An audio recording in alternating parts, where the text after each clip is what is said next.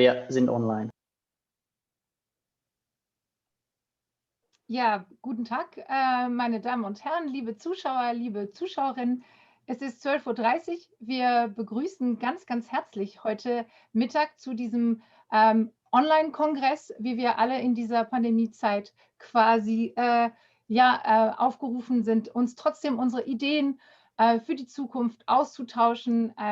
Jeder womöglich mit wenig Kontakt eben um diese Pandemie einzudämmen. Ich bin Anna Depernay-Grunenberg und freue mich sehr, heute durch diesen Kongress durchzuführen und freue mich auch sehr, mit meinen beiden Kolleginnen, Europaabgeordnete Henrike Hahn aus Bayern und Viola von Kramon aus Niedersachsen, diesen europäischen Autogipfel, den wir in 2 Teilen heute abhalten werden, zu moderieren. Als Erste möchte ich ein paar herzliche warme Willkommensworte an unsere Zuschauer, Zuschauerinnen und natürlich auch an unseren Panelisten und Panelistinnen weitergeben. Und bevor wir einsteigen, vielleicht ein paar technische Fragen, die wir ja alle immer brauchen. Sie können als Publikum über die Q&A-Funktion Frage quasi hineinstellen und das wird dann eben im Laufe der Veranstaltung an uns Moderatorinnen weitergegeben und auch an die Speaker. Also wenn Sie eine allgemeine Frage haben, sehr gerne. Wenn Sie eine spezifische Frage haben, an eins der Teilnehmer, Teilnehmerinnen gerne auch.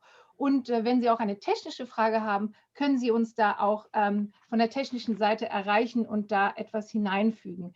Wenn Sie uns über Social Media, also Facebook, Instagram oder Twitter, verfolgen über unsere Kanäle, nutzen Sie sehr, sehr gerne dort auch die Kommentierungsfunktion und wir leiten die Frage dann auch weiter an die entsprechende Person und wir geben unser Bestes, möglichst viele Publikumsfragen einzubeziehen und an die Panelisten weiterzuleiten, um diesen Kongress so interaktiv wie möglich zu machen und in ihrer Mittagspause quasi ihnen auch ein bisschen Energie zu schenken.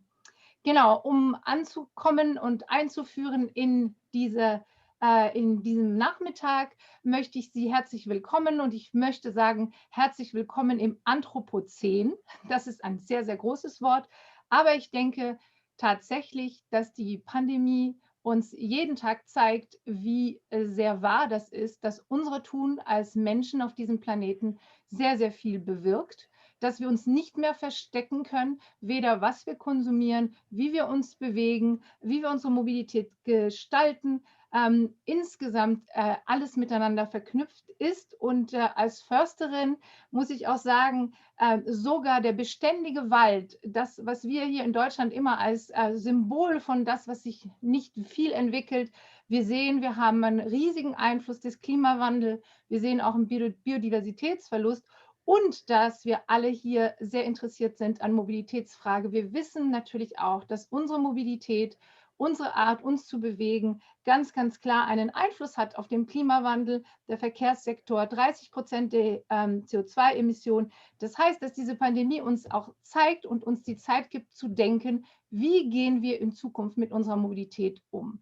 Und diese Corona-Krise ist also quasi, wenn man so will, so eine Art vielleicht Passageritual unserer Gesellschaft. Was müssen wir hinter uns lassen? Was kommt aber als nächstes? Und so sind wir 3 Europaabgeordnete aus 3 Autobundesländern, wenn wir es so wollen. Henrike Hahn aus Bayern und Viola von Kramon aus Niedersachsen, ich selber aus Baden-Württemberg. Wir haben ein großes Bewusstsein, aber auch ganz konkret die Bedeutung der Industrie für die Beschäftigung und den Wohlstand vor Ort. Und gleichzeitig eben dieser riesige Handlungsbedarf, Klimawandel und Digitalisierung voranzumachen. Also die europäische Industrie darf unserer Meinung nach diese Entwicklung, die uns bevorsteht, nicht verpassen. Und wir Grüne wollen logischerweise nachhaltige Autos oder was auch immer für Gefährte in der Zukunft kommt, weiterhin, dass sie hier bei uns gebaut werden mit unserer Innovation und unserem Know-how. Dafür braucht es einen Dialog. Deswegen laden wir heute ein und es braucht gemeinsame Anstrengungen mit der Industrie und die Politik muss lernen, disruptive und transformative Prozesse eben verstehen und ankurbeln. Und das ist unsere große Frage. Wir haben uns quasi die Zeit genommen hier heute Mittag, um miteinander ins Gespräch zu kommen. Was muss getan werden, damit die Politik vor allem die EU-Politik logischerweise, aber auch die Bundespolitik und die Landespolitik. Was kann sie tun, um diese Transformation gut zu gestalten? Und ich freue mich sehr, dass wir hier als erster Interviewpartner Christian Hochfeld haben. Er ist Direktor der Agora Verkehrswende und wird sich unterhalten zu diesem Thema mit meiner Kollegin Henrike Hahn. Vielen Dank für die Einladung und ich freue mich, bei Ihnen zu sein heute. Ja, ganz herzlichen Dank für die schöne Einführung, liebe Anna. Auch von mir ein ganz herzliches Grüß Gott aus Brüssel im Moment, nicht aus Bayern. Herzlich willkommen, liebe Panelistinnen und Zuseherinnen zu unserer Veranstaltung zur Zukunft der Automobilindustrie. Und ich begrüße auch ganz herzlich Christian Hochfeld, den Direktor zum Thema Verkehrswende des Thinktanks Agora. Wir freuen uns sehr auf seinen Impuls und ich mich auch auf die gemeinsame Diskussion, die ich natürlich auch aus dem Blickwinkel als industriepolitische Sprecherin der Europa begleiten werde. Und wir haben jetzt zusammen 15 Minuten Zeit, nur 15 Minuten, um darüber zu sprechen, vor welchen Herausforderungen die Industrie der EU in den kommenden 10 Jahren steht. Und es sind natürlich ganz enorme Herausforderungen, da werden 15 Minuten nicht reichen, aber wir können natürlich Schlaglichter setzen und ich freue mich da jetzt sehr drauf. Wir wissen, der Automobilsektor an sich befindet sich in einem großen Veränderungsprozess mit Veränderungen am Markt, mit veränderten Wettbewerbsbedingungen. Und der Umbruch in der Autobranche wird jetzt natürlich auch noch zusätzlich von der Absatzkrise in der Corona-Pandemie begleitet. Und das ist für die Zulieferbetriebe, so wie bei mir zum Beispiel in Deutschland, in meinem Stimmkreis Bayern, eine ganz große Herausforderung, aber auch insgesamt für Europa. Und die Situation auf dem Arbeitsmarkt der Automobilindustrie ist derzeit alles andere als stabil. Stellen werden gestrichen, Menschen werden in Kurzarbeit geschickt. Und wir haben natürlich auch als zusätzliche Herausforderung technologische Entwicklungen, die Veränderungen gestalten. Wir wissen, dass der Verbrennermotor ein Auslaufmodell ist. Jetzt geht es darum, in der neuen Zeit der Alternativantriebe und der Vernetzung die besten und nachhaltigsten Lösungen zu finden. Wir haben jetzt die Chance der Digitalisierung, die mitgedacht werden muss. Das wird heute auch ein Thema sein für uns bei unserer Tagung. Und gleichzeitig auch als ganz zentrales Thema den Green Deal und die Dekarbonisierung der Wirtschaft mit der entsprechenden Notwendigkeit für grüne Industriepolitik. Und wie wir alle wissen, die EU-Staats- und Regierungschefs haben jetzt im Dezember das EU-Klimaziel für das Jahr 2030 erhöht auf mindestens 55%. Wir im Europäischen Parlament waren ehrgeiziger. Wir haben 60% gefordert. Wir Grüne würden sogar 65% im Einklang mit der Meinung der Wissenschaft fordern. Und diese notwendige Verschärfung des EU-Klimaziels hat natürlich auch Konsequenzen für die Autoindustrie in Europa. Und lieber Herr Hochfeld, Sie haben ja auch selbst dazu geforscht. Über Dekarbonisierung wird insgesamt weltweit nachgedacht. Auch China will CO2-Neutralität vor 2060 erreichen. Und wir wissen alle, Deutschland ist ein Exportland. Und damit ist natürlich klar, nur Geschäftsmodelle im Automobilsektor, die die Pariser Klimaziele umsetzen, sind langfristig wettbewerbsfähig. Und wir wollen, so hat Anna de Barnet das auch schon vorhin formuliert, wir wollen, dass das Auto der Zukunft in Europa gebaut wird. Und am nachhaltigen Wirtschaften führt deshalb natürlich kein Weg vorbei. Und das können wir natürlich auch gerne dann so weiter diskutieren. Auch die Politik ist natürlich gefragt. Die Erhöhung der Klimaziele bedeutet auch, dass die nationalen Regierungen in der EU in der Verpflichtung stehen, den Verkehrssektor zu modernisieren und Ziele auf europäischer und nationaler Ebene verschärft werden müssen, damit diese Pariser Klimaziele erreicht werden können. Ziele müssen definiert werden, Ziele müssen aber auch eingehalten werden. Das gilt natürlich auch gerade für Deutschland. Und ich freue mich, heute Nachmittag werden wir auch hier von der Europäischen Kommission hierzu eine Perspektive hören. Jetzt freue ich mich erstmal, lieber Herr Hochfeld, ganz besonders über Ihre Gedanken und Ihre Expertise. Wir würden einfach anfangen mit einem Eingangsstatement. Die Zuschauerinnen und Zuschauer, wenn Sie Fragen haben, gerne notieren und senden. Die werden in der nächsten Diskussionsrunde dann gleich mit beachtet. Lieber Herr Hochfeld, wir freuen uns auf Ihre Gedanken. Ja, liebe Frau Dipernay, liebe Frau Hahn, ganz herzlichen Dank nochmal für die Einladung und die Möglichkeit, heute zu Ihnen zu sprechen. Sie haben es angesprochen, wir reden schon längere Zeit über den Strukturwandel in der Automobilwirtschaft weltweit, der getrieben wird durch 3 gleichzeitige Entwicklungen, nämlich die Elektrifizierung des Antriebsstrangs, die Automatisierung der Fahrzeuge, das autonome Fahren und natürlich auch neue Geschäftsmodelle, die wir zusammenfassen können unter den Sharing-Modellen oder auch unter dem Titel Mobility as a Service.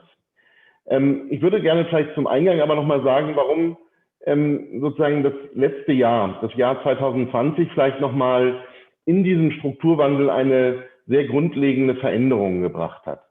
Das eine haben Sie angesprochen, das ist sicherlich die Pandemie, die einen enormen sozusagen wirtschaftlichen Druck auf die Industrie, auf die Zulieferer, aber auch auf die Automobilhersteller noch ausgeübt hat durch sinkende Absatzzahlen und dadurch natürlich auch durch die Schwierigkeiten der Refinanzierung. Auch wenn wir heute wissen, dass Automobilhersteller wie VW diese Krise, zumindest dieses erste Jahr, trotzdem mit hohen Gewinnen abgeschlossen haben, trotz der Absatzprobleme in der Krise. Aus dieser Krise entstehen aber auch Chancen.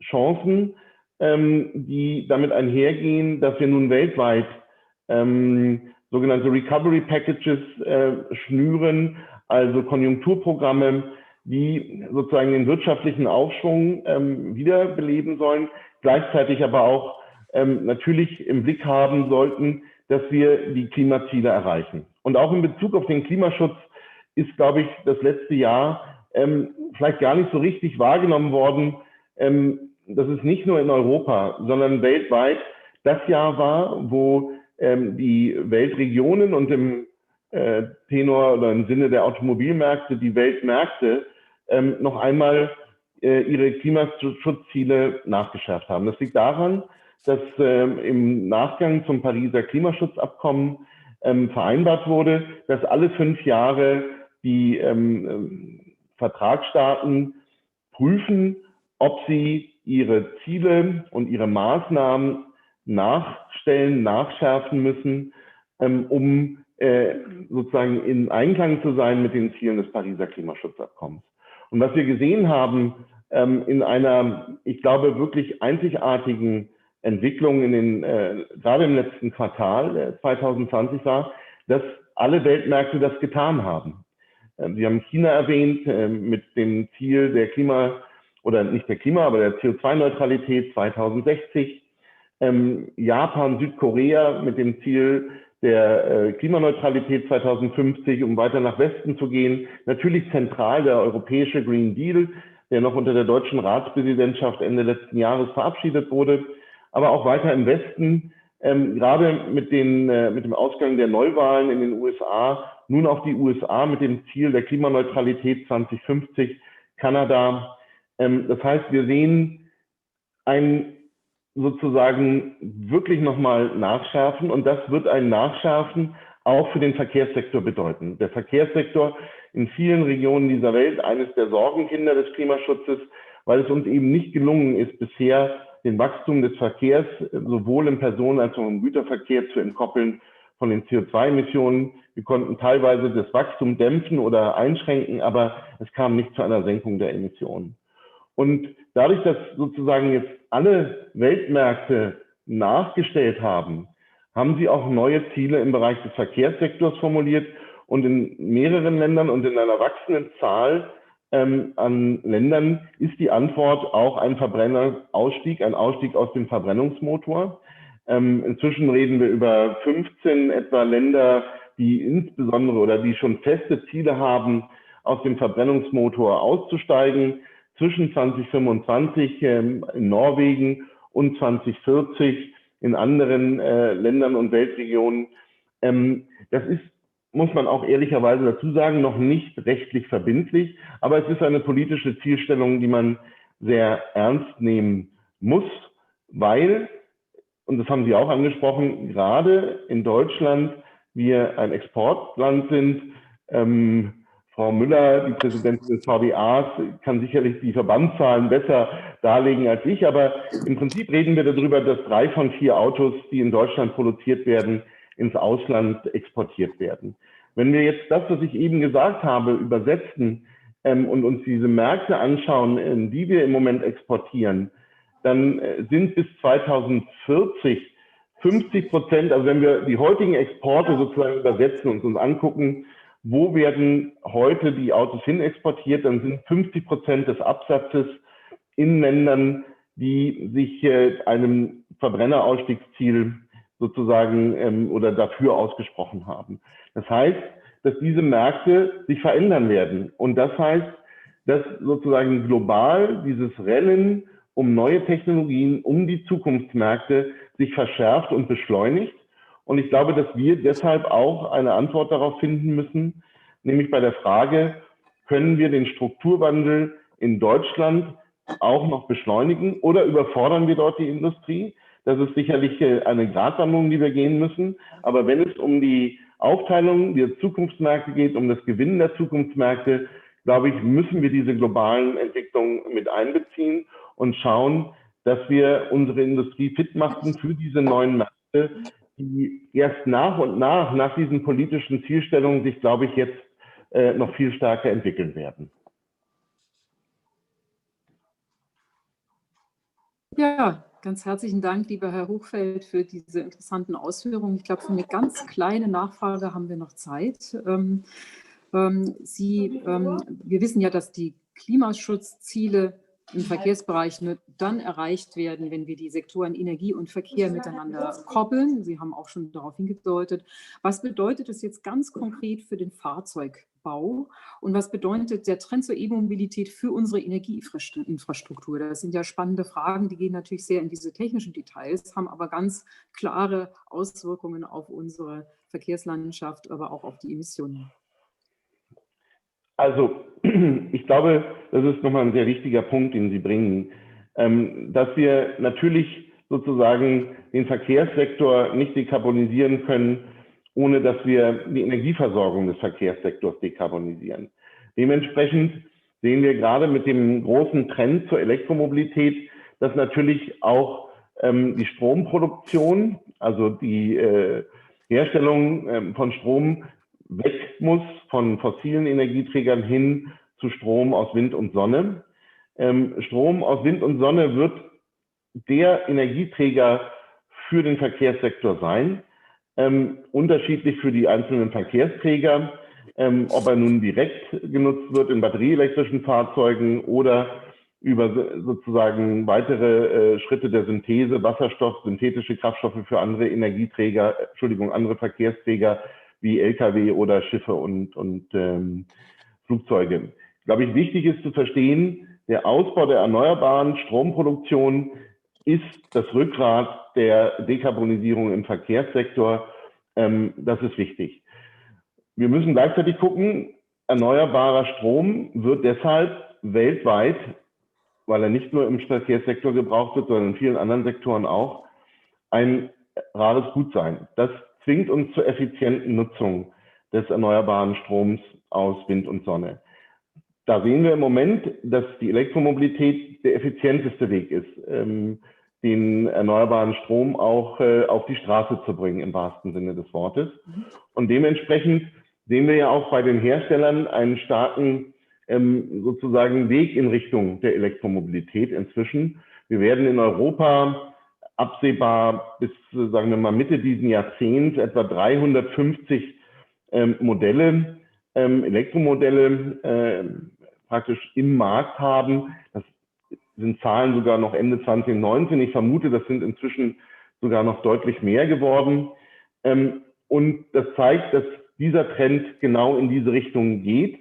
Und das stellt natürlich enorme Herausforderungen ganz konkret für den Fahrzeugbau, weil auf der einen Seite mit diesem Trend zur Elektromobilität und dieser ja jetzt auch rasanten Marktentwicklung aufgrund der Förderpolitiken und auch aufgrund der EU-Flottengrenzwerte, wie wir sie gerade im letzten Jahr gesehen haben, ein enormer Druck entsteht. Auf der einen Seite fallen Komponenten weg oder werden weniger gebraucht, die im traditionellen Automobilbau beim Verbrenner gebraucht worden sind, also der gesamte Antriebsstrang, die Abgasbehandlung. Aber es kommen auch neue Komponenten hinzu und das sind traditionell nicht die Komponenten, in denen die deutsche Automobilindustrie ihre Heimat hatte. Das ist sozusagen natürlich die Batteriezellherstellung, die Batterie, dann das Batteriepackage, die Leistungselektronik, das Batteriemanagement, das Thermomanagement, die Software und auch die Komponenten zur Automatisierung. Das sind neue sozusagen Fertigungsschritte, neue Bereiche, Geschäftsbereiche, die man im Automobilbau demnächst brauchen wird, wo wir noch Schwächen haben. Und das, glaube ich, brauche ich niemandem sagen, dass wir deshalb da großen Wert drauf legen. Und das ist diese zweiseitige Herausforderung. Auf der einen Seite, wie gehen wir mit dem sinkenden Bedarf bei traditionellen Komponenten um und versuchen, das für den Automobilbau verträglich zu machen. Und wie schaffen wir es, diese neuen Komponenten auch stärker in Europa oder auch gerade in Deutschland zu produzieren. Da muss der Fokus der Industrie und auch der Politik darauf liegen. Genau das ist der Punkt. Ich danke ganz herzlich. Was kann Europa hier auch weiter tun? Das wird uns weiter heute beschäftigen. Erstmal herzlichen Dank für Ihre Ausführungen. Wir gehen dann weiter zum nächsten Panel. Da kommen Sie gleich mit in das, Herr Hochfeld. Das ist schön. Und Anna Depardieu wird uns weiterführend berichten, was bedeuten die Umstrukturierungen in der Automobilindustrie für den Wirtschaftsstandort Europa. Liebe Anna, an dich. Ja, danke, liebe Henrike und danke, Christian Hochfeld. Eigentlich haben Sie eine wunderbare Transition gemacht, weil wir jetzt direkt zu dem Panel von Viola gehen. Nämlich, wir werden uns jetzt genau mit diesen Fragen beschäftigen. Was bedeutet eben diese Umstrukturierung ganz konkret für die Automobilindustrie und den Wirtschaftsstandort? Neue Antriebe, sind das neue Produktion? Was macht es mit der regionalen Wirtschaft? Und was macht es natürlich mit unseren Fachkräften? Wie können wir da quasi die guten Rahmenbedingungen setzen, damit wir diese disruptive und transformative Steps auch miteinander kommen? Und ich übergebe also jetzt an Viola und herzlich willkommen an die Panelisten für das erste Panel. Ich freue mich sehr auf eure Einlassung. Ganz herzlichen Dank an Anna für die großartige Einführung, die Moderation. Herzlichen Dank, Henrike. Vielen Dank, Herr Hochfeld, dass Sie schon mal sozusagen den klimapolitischen, den politischen Aufriss gebracht haben, die globalen Perspektiven, wo geht es hin. Ganz besonders begrüßen möchte ich aber an dieser Stelle vor allem die Präsidentin des Verbandes der Automobilwirtschaft, Hildegard Müller. Schön, dass Sie mit dabei sein können, dass Sie uns Ihre Zeit ein wenig schenken und wir etwas in die Diskussion gleich einsteigen können. Und genauso herzlich möchte ich Thorsten Gröger begrüßen, der ebenfalls heute mit dabei ist, als dritter Panelist, als Bezirksleiter der IG Metall für Niedersachsen und Sachsen-Anhalt. Wir haben eben von Herrn Hochfeld schon ein bisschen gehört, wo die Reise hingeht. Das eine sind die klimapolitischen Herausforderungen, vor denen wir stehen. Paris wurde genannt, aber natürlich auch die Wettbewerbsbedingungen, die natürlich für viele der Automobilhersteller in Deutschland nicht ganz einfach sind. Jetzt haben wir 2010 schon mal von der Kanzlerin gehört, dass sie eigentlich 1 Million Elektrofahrzeuge auf die Straße bringen wollte. Das ist nach 10 Jahren jetzt immer noch nicht so richtig eingetreten. Jetzt haben wir die Geschäftszahlen von Tesla in dieser Woche bekommen. Die sind wieder ziemlich stark, ziemlich gut.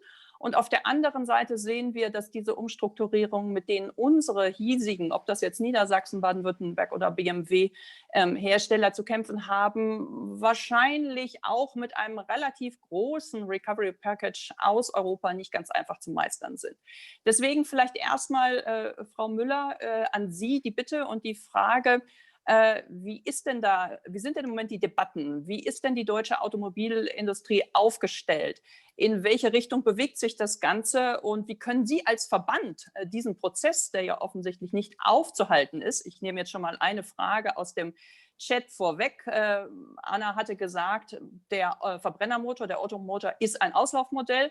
Jemand hat gesagt, naja, das gilt maximal für den Pkw, aber doch nicht für LKWs, Busse oder die Schiffindustrie. Das kann man sicherlich so sehen, aber die Pkw-Industrie ist halt einer der größten Zweige. Und da ist eben die Frage, wie begleiten Sie diesen Prozess als Verband mit? Sie haben das Wort. Ja, ganz herzlichen Dank. Ich hoffe, ich bin gut verständlich. Zuerst einmal für die Einladung und die Gesprächsmöglichkeit. Ich möchte ausdrücklich am Anfang auch betonen, dass wir sehr an einem Dialog mit Ihnen interessiert sind. Ich glaube, auch wir hätten da in der Vergangenheit offener und offensiver sein können und würde mich freuen, wenn das ein Start auch ist, sich über diese wichtigen Themen auszutauschen. Denn ich will ausdrücklich sagen, dass wir natürlich auch die Veränderungsnotwendigkeiten sehen und teilen. Und ich finde, es ganz wichtig ist, dass Europa auch einen Beweis antreten kann, dass Industriepolitik und Klimaschutz Klimaschutz kein Gegenteil sein dürfen, sondern dass es auch ein Wachstum und ein Wohlstandsmodell auch ist, was funktionieren muss. Weil wir haben in Europa rund 14 Millionen Beschäftigte rund um das Thema Automobil. Das ist das eine. Aber damit steht natürlich auch eine enorme Wertschöpfung in ganz vielen Regionen Europas auch zur Debatte. Und deshalb ist es ganz wichtig, dass wir das weiterentwickeln. Es ist nie ein Argument, was nicht zu tun, im Gegenteil, sondern das ist immer ein Argument, strukturiert diese Diskussionen zu führen, aber auch die verschiedenen Dimensionen zu sehen. Und deshalb will ich nochmal dafür werben, dass die Branche natürlich in vielen Dimensionen und Herausforderungen steht. Die Transformation mit den neuen Antrieben, generell aber technologisch, natürlich getrieben durch das wichtige Klimaschutzziel, das ganze Thema Digitalisierung. Und jetzt kommt auch noch Corona hinzu. Und da sei nur der Satz gesagt, eine Krise ist immer eine Chance, aber eine Krise ist auch erstmal eine Krise.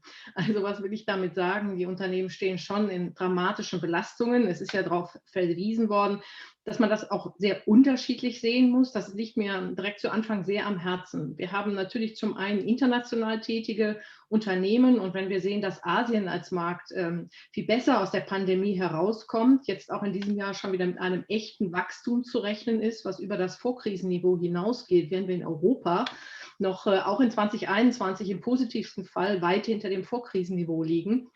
Dann zeigt das nicht nur, dass sich Weltmärkte verschieben, die wir im Blick haben müssen als Europäer, sondern dann zeigt es auch, dass ein internationaler Automobilhersteller vielleicht anders gesehen werden muss als die Situation der Zulieferer. Deshalb möchte ich da auch später noch ein paar Punkte zu sagen, die erheblichen Stresstests auch ausgesetzt sind im Moment. Und deshalb würde ich mich auch freuen, wenn auch die EU das Thema Impact Assessment ernst nimmt. Ich meine das wirklich als konstruktiven Beitrag zur Diskussion. Ich bitte Sie, mir das auch persönlich an dieser Stelle abzunehmen, als einen Beitrag zum Gelingen. Denn ich glaube in der Tat sehr, dass die SDGs der Vereinten Nationen auch in einer gewissen Balance sein müssen. Und wenn wir so eine große Transformation schaffen, dann müssen wir auch die Rückwirkungen auf die Beschäftigten und auf anderes sehen. Und da werbe ich auch nochmal für.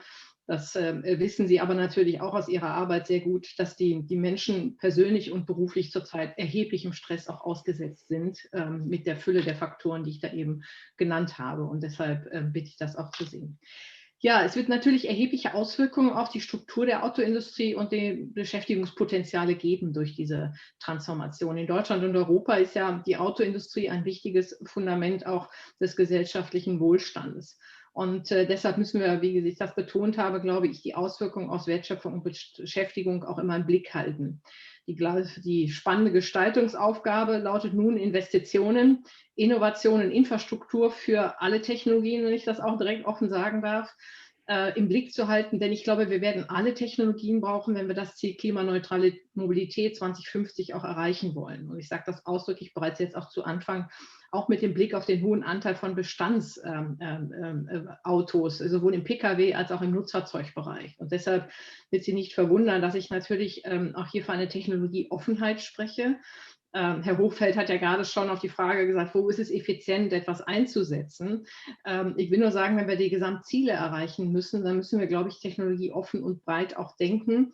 Bei manchen wird die Wirtschaftlichkeit sich auch nur entscheiden können in 10 Jahren, wenn wir heute groß denken. Also was meine ich damit? Die Potenziale von E-Fuels, von Wasserstoff, die Frage, wo wir die knappen erneuerbaren Energien hinlenken etc.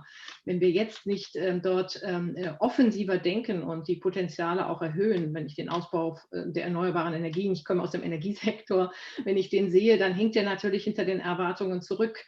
Oder wenn ich die sehe, dass die Potenziale für Wasserstoff in den nächsten Jahren jetzt verteilt werden. Deshalb muss Europa groß, glaube ich, mitdenken, um hinterher zu überlegen, wo ist er am sinnvollsten eingesetzt, im Nutzfahrzeugbereich zum Beispiel oder im Schiffverkehr oder in der Luftfahrt und anderes mehr. Und deshalb finde ich, können wir diese wirtschaftliche Frage nicht heute negativ oder positiv beantworten, sondern wir müssen jetzt an dieser Stelle auch offensiv sein. Sie haben es betont, der Hochlauf der Elektromobilität hat bis 2030 klar Priorität. Kleiner Scherz am Rande. Ich würde mir manchmal wünschen, dass wir genauso schnelle Planungs- und Genehmigungsverfahren haben wie bei Tesla. Wir sind ja jetzt gerade in einem erheblichen Umbau von vielen Werken auch sozusagen, um sie auf Elektromobilität umzustellen. Will aber auch sagen, wir müssen unser Licht nicht ganz so in den Scheffel stellen, denn die deutschen Autohersteller sind schon Europameister im Verkauf der Elektroautos, auch vor Tesla. Also da ist auch immer ein Blick auf die Zahlen so ein bisschen hilfreich. Ich nehme mal mit, dass wir das auch noch besser kommunizieren müssen. Damit zeigt sich aber eher die Anspruch und die Notwendigkeit, nicht, dass Sie das als Argument des Ausruhens verstehen, sondern wir sehen hier einen gerade im Pkw-Bereich massiven Hochlauf. Die Forderung nach Technologieoffenheit habe ich eben erklärt, woraus sie resultiert. Und will das auch direkt mit einem Thema verbinden, was ich sehr, sehr ernst nehme und meine. Wenn wir diesen extremen Hochlauf der Elektromobilität haben, müssen wir leider feststellen, dass der Aufbau der Infrastruktur, der Ladeinfrastruktur, die dahinter steht, bei weitem nicht folgt. Also ein Beispiel jetzt aus Deutschland. Wir hatten Anfang letzten Jahres rund 11 Autos an einem Ladepunkt, jetzt sind es schon 17. Der Anteil der Elektroautos an den Neuzulassungen ist im letzten Jahr auch dank der Unterstützung über Innovationsprämien und alles auf 13,5 Anteil am Gesamtverkauf gestiegen. Im Dezember waren es allein 26,5%. Das heißt, wir haben jetzt hier einen rasanten Hochlauf und führen gerade zum Beispiel in Deutschland Diskussionen über das Energiewirtschaftsgesetz, ob es dem Stromversorger erlaubt ist, den Ladevorgang zu unterbrechen in der Spitzenglättung. Das schafft alles kein Verbrauchervertrauen beim Thema Elektromobilität. In Europa sind im Prinzip in 3 Mitgliedstaaten, in Deutschland, Niederlande und Frankreich, 75% der Ladeinfrastruktur. Die Flottenziele und die Hochlaufziele, die wir haben, sind ja für ganz Europa. Das heißt, das Thema Ausbau der Ladeinfrastruktur begleitend ist ein ganz wichtiges Thema, dem man sich auch widmen muss. Ansonsten wird es auch, das ist die erste Frage im Verkaufsgespräch, wie kann ich mich mit dem Auto auch bewegen? Und wir dürfen bei diesem Thema nicht nur vom Bedarf der Menschen in Städten, sondern wir müssen auch im ländlichen Raum denken. Gerade wenn wir in den ländlichen Räumen diesen Umstieg auch wollen, dann ist die Ladeinfrastruktur ein erhebliches Thema. Ich will, um nicht zu lang zu werden, bitte schon Entschuldigung, ich bin schon sehr wahrscheinlich zu lang. Die Beschäftigungseffekte werden natürlich groß sein. Sie haben Zukunftsbereiche entwickelt und Technologien, die sich aus dem Elektromotor auch entgeben.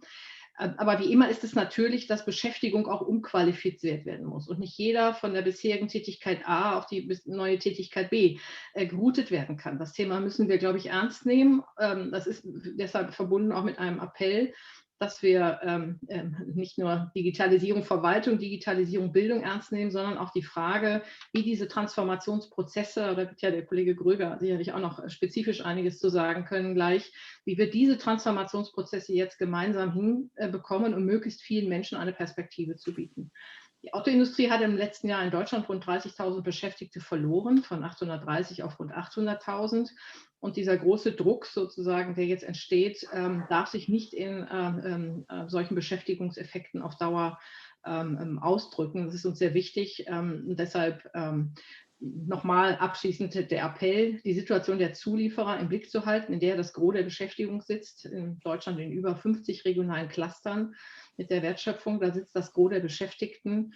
Und über 40% der Zulieferer sagen, dass die Liquiditätssituation extrem eng ist und da Hilfen auch zwar versprochen, aber nicht unbedingt ankommen, es zurzeit sehr schwierig ist für viele der Unternehmen. Und dass ein ganz wesentlicher Teil der Zulieferer davon ausgeht, dass sie auch in 2021, 2022 nicht auf das Vorkrisenniveau zurückkommen können. Und deshalb ist hier eine sehr, sehr starke Belastung für die Unternehmen vorhanden. Vielen Dank für Ihre Aufmerksamkeit. Ja, herzlichen Dank für diese umfassende Einführung. Sie bekommen sicherlich nachher nochmal das Wort. Ich würde jetzt, Sie haben schon sehr viele Stichpunkte genannt, ob das jetzt Arbeitsplatzsicherung ist, aber auch eben Weiterbildung. Sie haben den Zuliefererbetrieb oder die Zuliefererbranche, die Cluster angesprochen. All das betrifft natürlich auch Herrn Gröger in seiner Arbeit bei der IG Metall. Wir hatten eben im Vorgespräch kurz drüber geredet. Sie hatten sogar einen Netto, ich weiß nicht, ob Zuwandererzulauf, jedenfalls im Corona-Jahr, was ja auch nicht so üblich ist in diesen Zeiten bei der IG Metall. Das heißt, Sie sprechen jetzt über mehr als 271.000 Mitglieder. Das ist ja auch schon mal, finde ich, ganz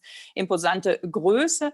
Aber an sich würde mich interessieren, wie sehen Sie Ihre Rolle in diesem Transitionsprozess? Ganz viele Stichworte haben die beiden Vorredner von Ihnen eben schon in die Runde gebracht, aber auch, wie aktiv arbeiten Sie mit in den Betrieben, um diese Flottenentwicklung, um diese Weiterentwicklung voranzubringen? Ich will einfach nur die Stichworte bringen, dass wir ja eigentlich immer noch keinen voll elektrischen Bus aus Deutschland haben. Wir haben da eine starke Abhängigkeit, wir haben eine starke Batterieabhängigkeit vom asiatischen Markt. In diesem ganzen Softwarebereich sind wir stark abhängig vom US-amerikanischen Markt. Beide Dinge, Batterieentwicklung plus Software, werden aber die Autos der Zukunft sein. Welche Rolle spielen Sie da als Gewerkschaft ganz konkret bei dieser Technologieumstellung? Und ansonsten natürlich alle anderen Fragen, die Sie auch noch beantworten wollen. Sie haben das Wort, Herr Gröger, bitteschön. Ja, alles klar. Ich bedanke mich auch ganz herzlich, dabei sein zu dürfen und Bestandteil dieser Diskussion zu sein. Ja, wenn ich jetzt die Perspektive unserer Kolleginnen und Kollegen der Beschäftigten einnehme, dann würde ich jetzt gern mal vorwegschieben, dass unsere Kolleginnen und Kollegen natürlich nicht nur Beschäftigte und zum großen Teil eben auch in der Automobil- und Zulieferindustrie sind, sondern so wie wir alle eben auch ganz normale Verbraucherinnen und Verbraucher oder eben auch Eltern, die wir eben auch ein Interesse daran haben, dass auch unsere Kinder und Enkelkinder noch sozusagen einen Planeten haben, auf dem sie auch leben können. Das will ich mal vorwegschieben. Deswegen stehen wir als IG Metall, und so haben wir es auch beschlossen auf unserem letzten Gewerkschaftstag, uneingeschränkt zu den Pariser Klimazielen. Das ist erstmal quasi auch die Grundlage unserer Arbeit. Das vielleicht mal vorweggeschoben an der Stelle. So gleichwohl, und das vielleicht mal als eine allgemeine Einschätzung, bevor ich jetzt ins Detail gehe, ist mein Blick darauf, wenn wir das aber wollen, dass das eine Chance hat, tatsächlich auch umgesetzt zu werden, dann brauchen wir, glaube ich, zwei ganz wichtige Dinge. Das eine ist, wir brauchen Akzeptanz. Also wir müssen sozusagen den Umbau, und ich sage bewusst Umbau, es kann uns ja nicht darum gehen, dass wir sozusagen alles zurückbauen, dass wir das in einer Form machen, wo gesellschaftliche Mehrheiten das auch tragen und die nicht auf einmal kippen. Wir sehen das ja in Teilen auf der Welt teilweise, dass das auch in eine andere Richtung gehen kann. Und dann können wir Ziele formulieren, wie wir wollen und haben letztendlich aber kaum eine Chance, die umzusetzen. Also die Akzeptanz brauchen wir. Und ich glaube, wenn der Umbau, und das betrifft ja dann nicht nur den Verkehrssektor, über den wir jetzt reden, gelingen soll, dann brauchen wir ja immense Summen an zusätzlichen Investitionen, die gestemmt werden müssen. Das heißt, das muss ja auch erwirtschaftet werden. Und deswegen glaube ich, müssen wir bei dem Umbau von Anfang an sehr genau auch auf die, sage ich mal, auf die industrielle Wertschöpfungskette so gucken, dass wir auch im Blick halten, dass die Investitionen letztendlich, die gebraucht werden, auch erwirtschaftet können. Diese beiden Dinge vielleicht mal vorweggeschoben. So, und jetzt ist gesagt worden, ich bin zuständig auch für Niedersachsen, und in Niedersachsen ist die Situation, um das mal so deutlich zu machen, wie unser Blick ist im Vergleich der Bundesländer in Deutschland, ist der Anteil der in der Industrie beschäftigten Menschen prozentual an den Gesamtbeschäftigten, und zwar von den Kolleginnen und Kollegen, die sich mit der Verbrennungstechnologie konkret beschäftigen, so hoch wie in keinem anderen Bundesland. Und wenn wir jetzt darüber reden, dass letztendlich jetzt mal egal, wie schnell oder langsam das auf der Wegstrecke geht, dass das eine Technologie ist, die, wie auch immer man das definiert, endlich ist, dann können Sie sich vorstellen, dass unsere Kolleginnen und Kollegen sich natürlich schon Gedanken machen, was bedeutet das denn für mich auch persönlich? Also insofern wird aus unserer Sicht die Aufgabe sein, und da sind natürlich, ist die Gesellschaft insgesamt, aber vor allem die Unternehmen auch in der Pflicht, dass erstmal dafür gesorgt wird, dass das, was neu entsteht durch den Umbau, dass das auch dort entsteht, wo Altes wegfällt, und dass das, was neu entsteht, auch für die Menschen entsteht, deren heutige Tätigkeit morgen dann auch möglicherweise nicht mehr gefragt ist. Dafür müssen wir erstmal sorgen. Und da sind wir leider da sehen wir leider, dass das eben nicht überall der Fall ist. Ich sage mal, da, wo wir gute Mitbestimmungsstrukturen haben, ich nenne mal jetzt das Beispiel Volkswagen, was bei uns ja sehr prominent ist in Niedersachsen, gelingt das durch Vereinbarungen zwischen uns als IG Metall, dem Unternehmen, zwischen dem Betriebsrat und den Unternehmen, zum Beispiel dafür zu sorgen, dass beispielsweise das Thema Batterie angesiedelt wird, dass das Thema Softwareentwicklung auch in der Nähe angesiedelt wird. So, aber wir sehen eben auch andere Entwicklungen, und da spreche ich dann den Bereich der Zulieferer an, wo die Situation auch genutzt wird, um nochmal in Frage zu stellen, ob ja, alles, was neu entsteht, auch hier gemacht werden soll.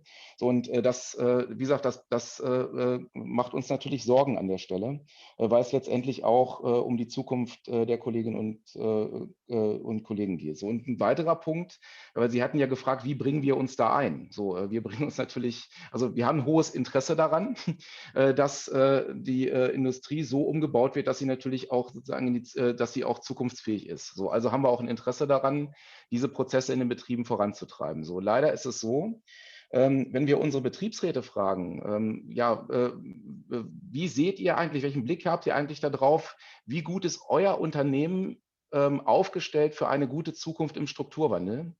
Dann melden uns ungefähr 50% der Kolleginnen und Kollegen zurück, dass sie zumindest kein Wissen darüber haben, welches und ob oder wie und ob die Strategie aussieht für ihr Unternehmen für eine gute Zukunft im Strukturwandel. So, das heißt, wenn das sozusagen jetzt nicht nur eine Wissenslücke ist, sondern wenn das sogar die Realität ist, dann stellen wir halt fest, dass ungefähr die Hälfte der Unternehmen keinen Plan hat im Moment, wie die Zukunft im Strukturwandel aussehen soll. Und das ist die Aufgabe, die wir anpacken müssen. Deswegen sagen wir auch, dass genau das jetzt auch zu Aushandlungsprozessen möglichst betrieblich führen muss, dass man sich darüber auseinandersetzt. Wie sehen die Geschäftsmodelle von morgen aus? Wie sieht die Produktwelt von morgen aus? Wie bauen wir Brücken dahin? Also wie qualifizieren wir die Belegschaften dahin? Und wie bauen wir auch Brücken möglicherweise über Beschäftigungslücken, die letztendlich dort entstehen mögen? So, und ich will einen allerletzten Punkt jetzt erstmal noch oder zwei kurze Punkte noch sagen, will ich nochmal aufgreifen, was Frau Müller gesagt hat, der Begriff Technologieoffenheit. Ich bin da, was das angeht, immer ein bisschen zwiegespalten an der Stelle, aber ich glaube, ich habe Sie auch so verstanden, natürlich müssen wir in allen Technologien unterwegs sein, weil in den unterschiedlichen Sektoren auch unterschiedliche Technologien gefragt sind und da müssen wir am Ball bleiben. Aber ich glaube, wir müssen für alle Sektoren auch eine Klarheit langsam haben, wo die Reise denn hingehen soll. Weil wenn 50%, wenn unsere Analyse auch nur zum Teil richtig ist, dass viele noch keinen Plan haben, wie sie in die Zukunft gehen sollen, dann wird es ja noch schwieriger, wenn wir nicht langsam Klarheit darüber kriegen, wo die Reise hingeht. Und insofern brauchen wir nicht nur Offenheit, sondern wir brauchen auch Klarheit. So, und allerletzter Punkt jetzt erstmal für den ersten Part ist, ich will das nochmal sagen, also neben der Frage, welchen Pfad wir für den ökologischen Umbau zeichnen, brauchen wir eben Perspektiven für die Beschäftigten, die davon betroffen sind.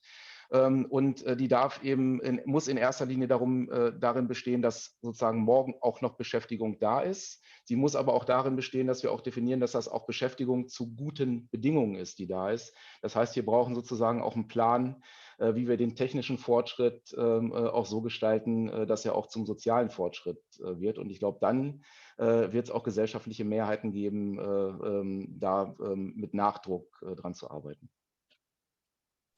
Sehr gut. Ganz herzlichen Dank an alle drei.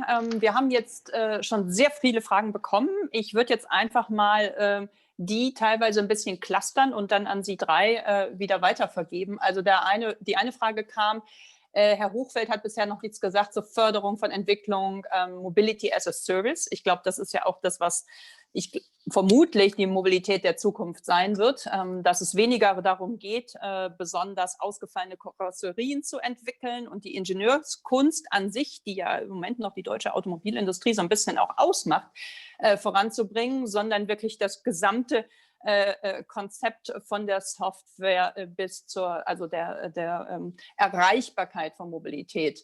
Vielleicht, Herr Hochfeld, wollen Sie diese Frage zunächst mal mit aufnehmen und dann auch der Punkt der Technologieoffenheit. Ich meine, Sie hatten es im Grunde so versteckt eigentlich in Ihrem Input schon angedeutet, dass der Pfad auf der elektromobilischen Ausrichtung relativ klar ist, aus Klimaschutzgründen, aus Effizienzgründen und weil das mit der Technologieoffenheit, so habe ich das auf jeden Fall verstanden, natürlich eigentlich nur bis zu einem gewissen Punkt begrenzt möglich ist. Wenn ein Leitmarkt wie China sich so klar entscheidet, in eine Richtung zu gehen und Sie haben gesagt, 3 von 4 Autos, also bei VW ist es nicht ganz so viel, aber ungefähr werden exportiert und viele davon werden auf den asiatischen Markt nach China exportiert, dann ist da natürlich schon eine gewisse Fahrtabhängigkeit. Also von daher nochmal die Frage Mobilität as Service und wie Sie das aus Ihrer Think Tank-Perspektive auch mit der Technologieoffenheit sehen.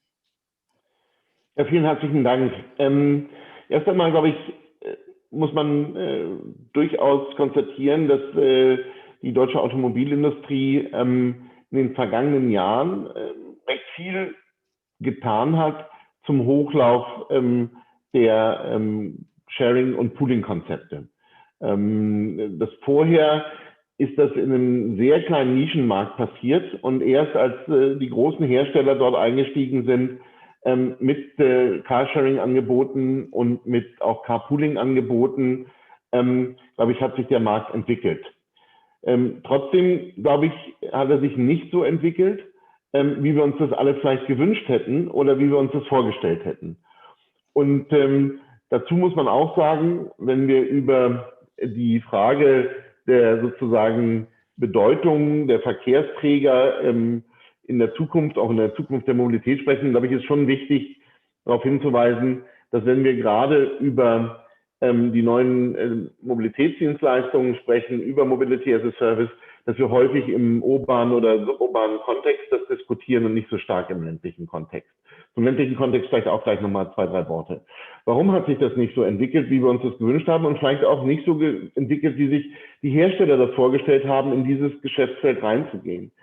Und da gibt es verschiedene Antworten drauf. Und das Problem ist, wenn wir hier nicht schnell die Rahmenbedingungen ändern, für Mobility as a Service, sehen wir die Gefahr, dass sich gerade viele Wirtschaftsakteure aus diesem Sektor wieder zurückziehen werden. Und die ersten Anzeichen haben wir jetzt schon 2019 und dann gerade auch im Krisenjahr 2020 gesehen, dass die Automobilhersteller sich auf das Kerngeschäft der Produktion von Fahrzeugen teilweise recht stark zurückziehen und versuchen, die Sharing-Dienste oder Pooling-Dienste auch zu veräußern. Warum? Unsere Analyse dazu heißt, weil die Sharing-Dienste und die Mobilitätsdienstleistungen der einzige Verkehrsträger in der Stadt sind, der nicht subventioniert wird. Die ÖPNV-Unternehmen werden subventioniert, das ist klar, sie werden zur Hälfte finanziert über Einnahmen aus den Ticketpreisen, die Hälfte sind öffentliche Subventionen. Für den Ausbau, der notwendig ist, brauchen wir eine dritte Finanzierungssäule. Darüber reden wir nicht heute, aber das ist wichtig. Bleibt also langfristig eine Finanzierung. Der private Pkw wird letzten Endes auch subventioniert, indem sie ihm eigentlich nicht die richtigen und fairen Kosten anrechnen. Insbesondere, wenn wir Parken in der Stadt anschauen, sind das sozusagen eigentlich Kosten, die der Gesellschaft aufgebürdet werden, bei der auch Raumverteilung in den Städten, die sozusagen nicht vom Fahrzeugnutzer oder Fahrzeugbesitzer getragen werden. Der Einzige, der es trägt, ist das Sharing-Unternehmen. Und das kann eigentlich nicht sein. Deshalb muss der Weg eigentlich sein, dass wir hier stärker in Kooperationen gehen zwischen den ÖV-Unternehmen und den Mobilitätsdienstleistern, wer auch immer das dann ist von der privaten Seite, um einerseits Mobilitätswegeketten zu schließen, also integrierte Angebote zu schaffen, die für den Kunden attraktiv sind als Alternative zu privaten Pkw und zum anderen, um aber auch durchaus den Mobilitätsdienstleistern Förderungen zuzukommen zu lassen, damit wir sozusagen ein besseres und einen qualitativ besseren Verkehr in der Stadt bekommen. Der zweite Punkt, Technologieoffenheit, Sie drängen schon auf Zeit, lasse ich vielleicht nochmal offen. Ich denke, das ist ein Punkt, an dem wir uns aneinander reiben, was wir genau darunter verstehen. Ich finde, Herr Gröger hat das ganz gut ausgedrückt. Technologieoffenheit darf nicht Klarheit zuschütten. Da könnten wir jetzt noch viel drüber sagen, aber ich möchte nicht anderen Rednern den Platz nehmen. Ich möchte nur einen Punkt noch zur Ladeinfrastruktur sagen. Vollkommen richtig, was Frau Müller hier sagt. Ich würde es nicht allein nur an der Anzahl der Ladesäulen festmachen. Und ich würde mit einem Punkt mal aufräumen wollen, den ich etwas anders einschätze. Elektromobilität ist für mich nicht unbedingt die Zukunft der Mobilität allein in der Stadt, sondern was wir viel stärker eigentlich in den Vordergrund rücken müssen, ist, dass Elektromobilität auf dem Land viel besser ist, offen gesprochen. Warum? Die Menschen werden auf dem Land länger vom privaten Pkw abhängig sein, länger mit dem privaten Pkw unterwegs sein. Dementsprechend ist das schon mal ein sehr langfristiges Konzept. Und Parken, Laden und die Kopplung mit Erneuerbaren und die Netzintegration von Elektroautos ist eigentlich im ländlichen Raum einfacher, wenn wir nicht über öffentliche Ladeinfrastruktur, sondern über private Ladeinfrastruktur sprechen. Und die Reichweiten reichen auch aus, um im ländlichen Bereich mit Elektroautos unterwegs zu sein. Ich glaube, hier müssen wir so etwas schaffen, dass nicht der Eindruck entsteht, mit der Elektromobilität hängen wir das Land ab. Im Gegenteil, wir haben mit der Elektromobilität eine große Chance, auch den Verkehr auf dem Land zu modernisieren. Vielen Dank. Ganz herzlichen Dank, wunderbar. Das war sehr gut zum Punkt, umfassend. Frau Müller, hier kommen jede Menge Fragen natürlich auch nach vermutlich geringeren Stückzahlen, die wir demnächst in Deutschland produzieren und auch, dass der Bedarf sich möglicherweise zukünftig ändert, weil natürlich elektromobilisierte Autos auf Dauer jedenfalls kleiner, angepasster, mehr für die Massen fertig.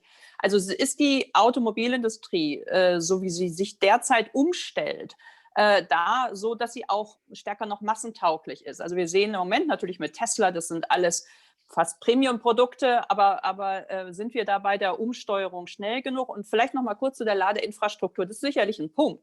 Aber wer sich mal ein Elektroauto versucht hat zu bestellen und weiß, dass man 8, 9, 10 Monate Wartezeit hat, der weiß natürlich auch, dass es eigentlich nicht genug Produkte auf dem Markt gibt. Ja? Und dann eben auch die Frage, warum sind wir nicht früher eingestiegen bei Transportern und bei Bussen und bei LKWs und so weiter. Also da würde ich sagen, dass die Ladeinfrastruktur ist sicherlich ein Faktor beim Umstieg, aber die Frage der Flottenumgestaltung liegt schon in den Händen der Unternehmen. Und da würde ich auch als Beobachterin und als Konsumentin sagen, da waren wir jetzt nicht unbedingt die Ersten, auch wenn Sie sagen, wir sind Europameister. Wie würden Sie das kommentieren? Ich wollte erstmal nur sagen, dass schon die Produkte großes Vertrauen genießen, denn am Ende muss ja, wie heißt das immer so schön, der Wurm dem Fisch und nicht nur dem Angler schmecken. Also das heißt, die Verbraucher sind schon ganz zentral in ihrer Frage auch, was sie für Bedarf haben, was sie an Autos wünschen etc. Ich will es mir nicht leicht machen mit der Vergangenheit, aber ich will jetzt ganz bewusst nach vorne schauen auch. In den nächsten 2 Jahren kommen über 100 neue Modelle im Bereich Elektromobilität auf den Markt. Die Hersteller in Deutschland investieren allein rund 150 Milliarden Euro jetzt in neue Antriebe, Digitalisierung und alles. Das ist übrigens so viel, wie Deutschland in alle Forschungseinrichtungen, Universitäten und Sonstiges auch steckt. Also es ist schon eine beeindruckende Zahl an Investitionen, die jetzt hier nach vorne auch getätigt werden, um genau solche Produkte in der Menge ja auch auf den Markt zu bringen. Und die Ladeinfrastruktur ist für mich keine Ausrede. Ich sage nur, auch hier das Verbrauchervertrauen. Also wir müssen das ja außerhalb der Zirkel sehen, die sich wie wir mit diesem Thema jeden Tag beschäftigen. Und wenn Sie sich im Freundes- und Bekanntenkreis über diese Frage unterhalten, sind das genau die Fragen, die Sie bekommen. Und Ratio geht nicht immer mit dem Gefühl bei diesem Thema einher. Also die Frage ist, wenn ich einmal im Jahr eine Urlaubsreise mache, Klammer auf, nehme ich da überhaupt das Auto oder nicht? Oder habe ich dann in Zukunft Alternativen? Dominiert manchmal eine Kaufentscheidung, wo man sagt, 90% deiner Fahrleistung ist eigentlich in einem Bereich, in dem Elektromobilität heute schon Angebote halt auch bietet. Herr Hofeld, ich meinte das mit dem Thema Ladeinfrastruktur auch nur, im Prinzip müsste jeder Oberbürgermeister, jeder Landkreis müsste sagen, wie ist bei mir die Situation? Welche Bedarfe? Habe ich große Arbeitgeber? Habe ich mehr Mietwohnungen? Habe ich mehr Eigenheime? Also wie ist diese Infrastruktur und wie setzt sich das Puzzle zusammen? In Städten ist das mit dem Laden vor Ort nicht ganz so einfach wie natürlich im Land, wo es häufiger Eigenheime gibt. Deshalb sind auch Förderungen für private Ladeinfrastruktur kommen jetzt total wichtig. Wäre schön, wenn die KfW auch schnell ist mit den Anträgen und das dann auch auszahlen kann. Das sind ja immer dann die ganzen praktischen Themen und Probleme. Ich will, wenn ich vielleicht ergänzend da nochmal sagen kann, die Modellvielfalt kommt. Sie ist, wie gesagt, jetzt extrem im Hochlauf. Ich glaube, das gilt auch für den Bereich Nutzfahrzeuge, inklusive das, was Sie gesagt haben, alle verschiedenen Klassen. Es wird sich ja Logistik auch in Zukunft verändern. Also zum Beispiel größere LKWs, die in Zukunft in Logistikzentren auch andocken, wo dann nochmal umgeladen wird für die letzte Meile in die Stadt. Denn wir haben ja neben der Frage, wie verändern sich die Antriebe, auch die Frage, wie sind neue Mobilitätskonzepte auch zu sehen. Wie ist die letzte Meile? Das ist ja ein ganz wichtiges Thema, die man auch mitdenken muss, finde ich, in diesem Zusammenhang, was sich dort tut. Ich will die Chance nutzen, nochmal sehr stark für den Welthandel hier auch wirklich zu werben und auch die EU hier auch in die Pflicht zu sehen. Denn wenn Sie das Thema Batterien beklagen, wenn wir auch aktuell auf das Thema Halbleiter und anderes schauen, dann hat das ja schon auch manchmal seine Gründe, warum Produktion nicht am Standort ist, die nicht nur damit zu tun hat, dass eine Best-Cost-Verlagerung ist, sondern wir haben auch gerade in Asien eine massive Intervention auch der Staaten, um gerade diese Technologien, die Rohstoffe und diese Abhängigkeiten, sage ich jetzt mal, auch strategisch zu schützen. Und deshalb muss auch die EU überlegen, wie sie auch von Datenstrategie angefangen, denn da stehen ja auch wichtige Entscheidungen an. Die Daten meines iPhones sind offen für alle. Wie ist das mit der, also die kann der Hersteller kann die nutzen sozusagen. Wie ist das mit den Daten, die wir im Auto generieren? Das sind ja Fragen, die jetzt auch anstehen, die auch über künftige Geschäftsmodelle entscheiden. Und die Frage, wie gesagt, nach kritischer Resilienz. Ich bin ein großer Anhänger der Globalisierung, nicht falsch verstehen, aber dann muss schon Check and Balance bestehen. Dann müssen schon die Spielregeln auch, wer fördert seinen Markt und wer fördert seinen Markt nicht, müssen dann auch gesehen werden. Und beim Thema Rohstoffe, beim Thema Halbleiter, Batterien hat die EU jetzt ja gestern auch reagiert. Das sind, glaube ich, richtige und wichtige Schritte, die da gemacht werden, um auch zu sagen, wir halten auch hier am Standort halt die Chancen, Forschung, Innovation, aber auch dann Produktion letztendlich zu halten. Dann vielleicht trotzdem noch kurz an Sie die Nachfrage, bevor Herr Gröger gleich die anderen Fragen bekommt.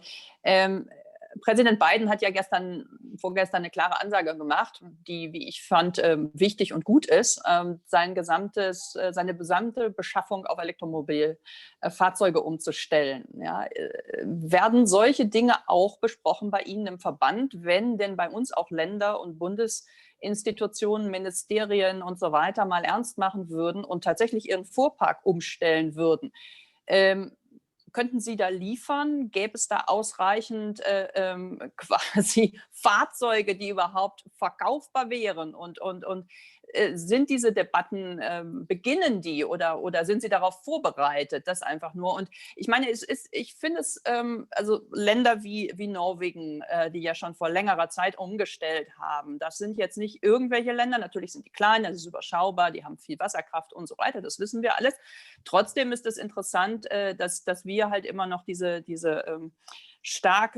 Antagonismen gespielt haben, vielleicht eben auch, weil wir natürlich da mit dem Verbrennermotor eine andere Pfadabhängigkeit haben, aber nichtsdestotrotz hätte man sich natürlich gewünscht, auch aus Sicht der Interessenvertreter der Verbände, dass diese Debatten offensiver vorangeschoben werden. Und ich meine, Sie haben gesagt, wir wollen nicht zurückgucken, aber wie wird das derzeit geführt?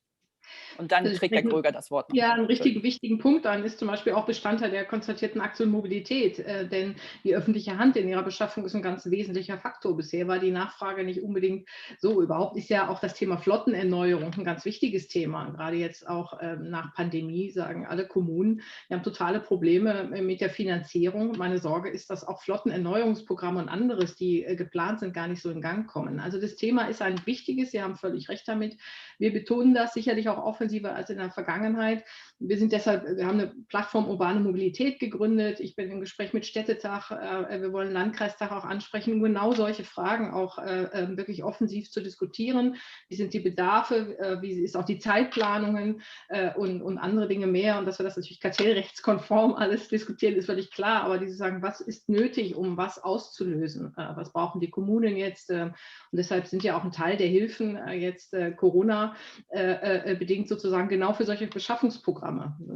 Ich freue mich, wenn auch der EU-Recovery-Plan solche Themen auch unterstützen würde und da auch entsprechend Gelder freigesetzt wird, wenn ich das noch sagen darf. Da ist wirklich die Auszahlung nötig. Die Unternehmen sind ja jetzt in den Krisen und brauchen jetzt auch, dass das ankommt. Und auch bei den Hilfen in Deutschland ist es so, dass die Programme sich alle gut anhören, aber noch nicht richtig auch ankommen in Teilen.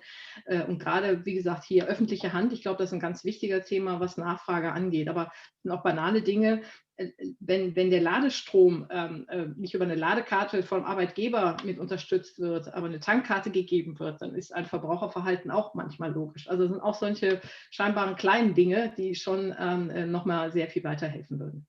Das stimmt, guter Punkt, daran werden wir arbeiten. Herr Gröger, hier kamen natürlich jetzt eine Menge Fragen, unter anderem aber auch die Frage, dass ja eigentlich es nicht einen Überhang an Arbeitskräften gibt, sondern in vielen Bereichen und in den kritischen Bereichen, insbesondere bei der Softwareentwicklung, bei den IT-Fragen, es eine Knappheit gibt.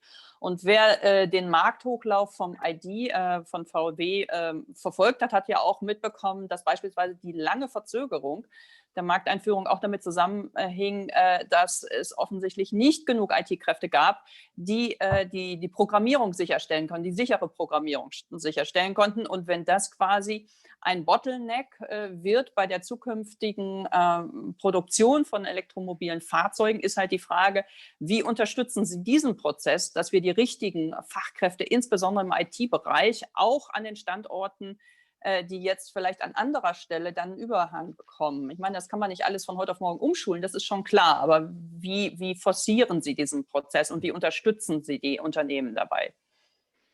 Gut, also ich sag mal, nach Untersuchungen ist es ja erstmal so, dass jetzt machen wir mal die Umstellung beim Antrieb auf Elektro, dass das im Saldo doch schon erstmal Arbeitsplätze kosten wird. Das ist erstmal, also in Summe eine Randbedingung oder eine Rahmenbedingung.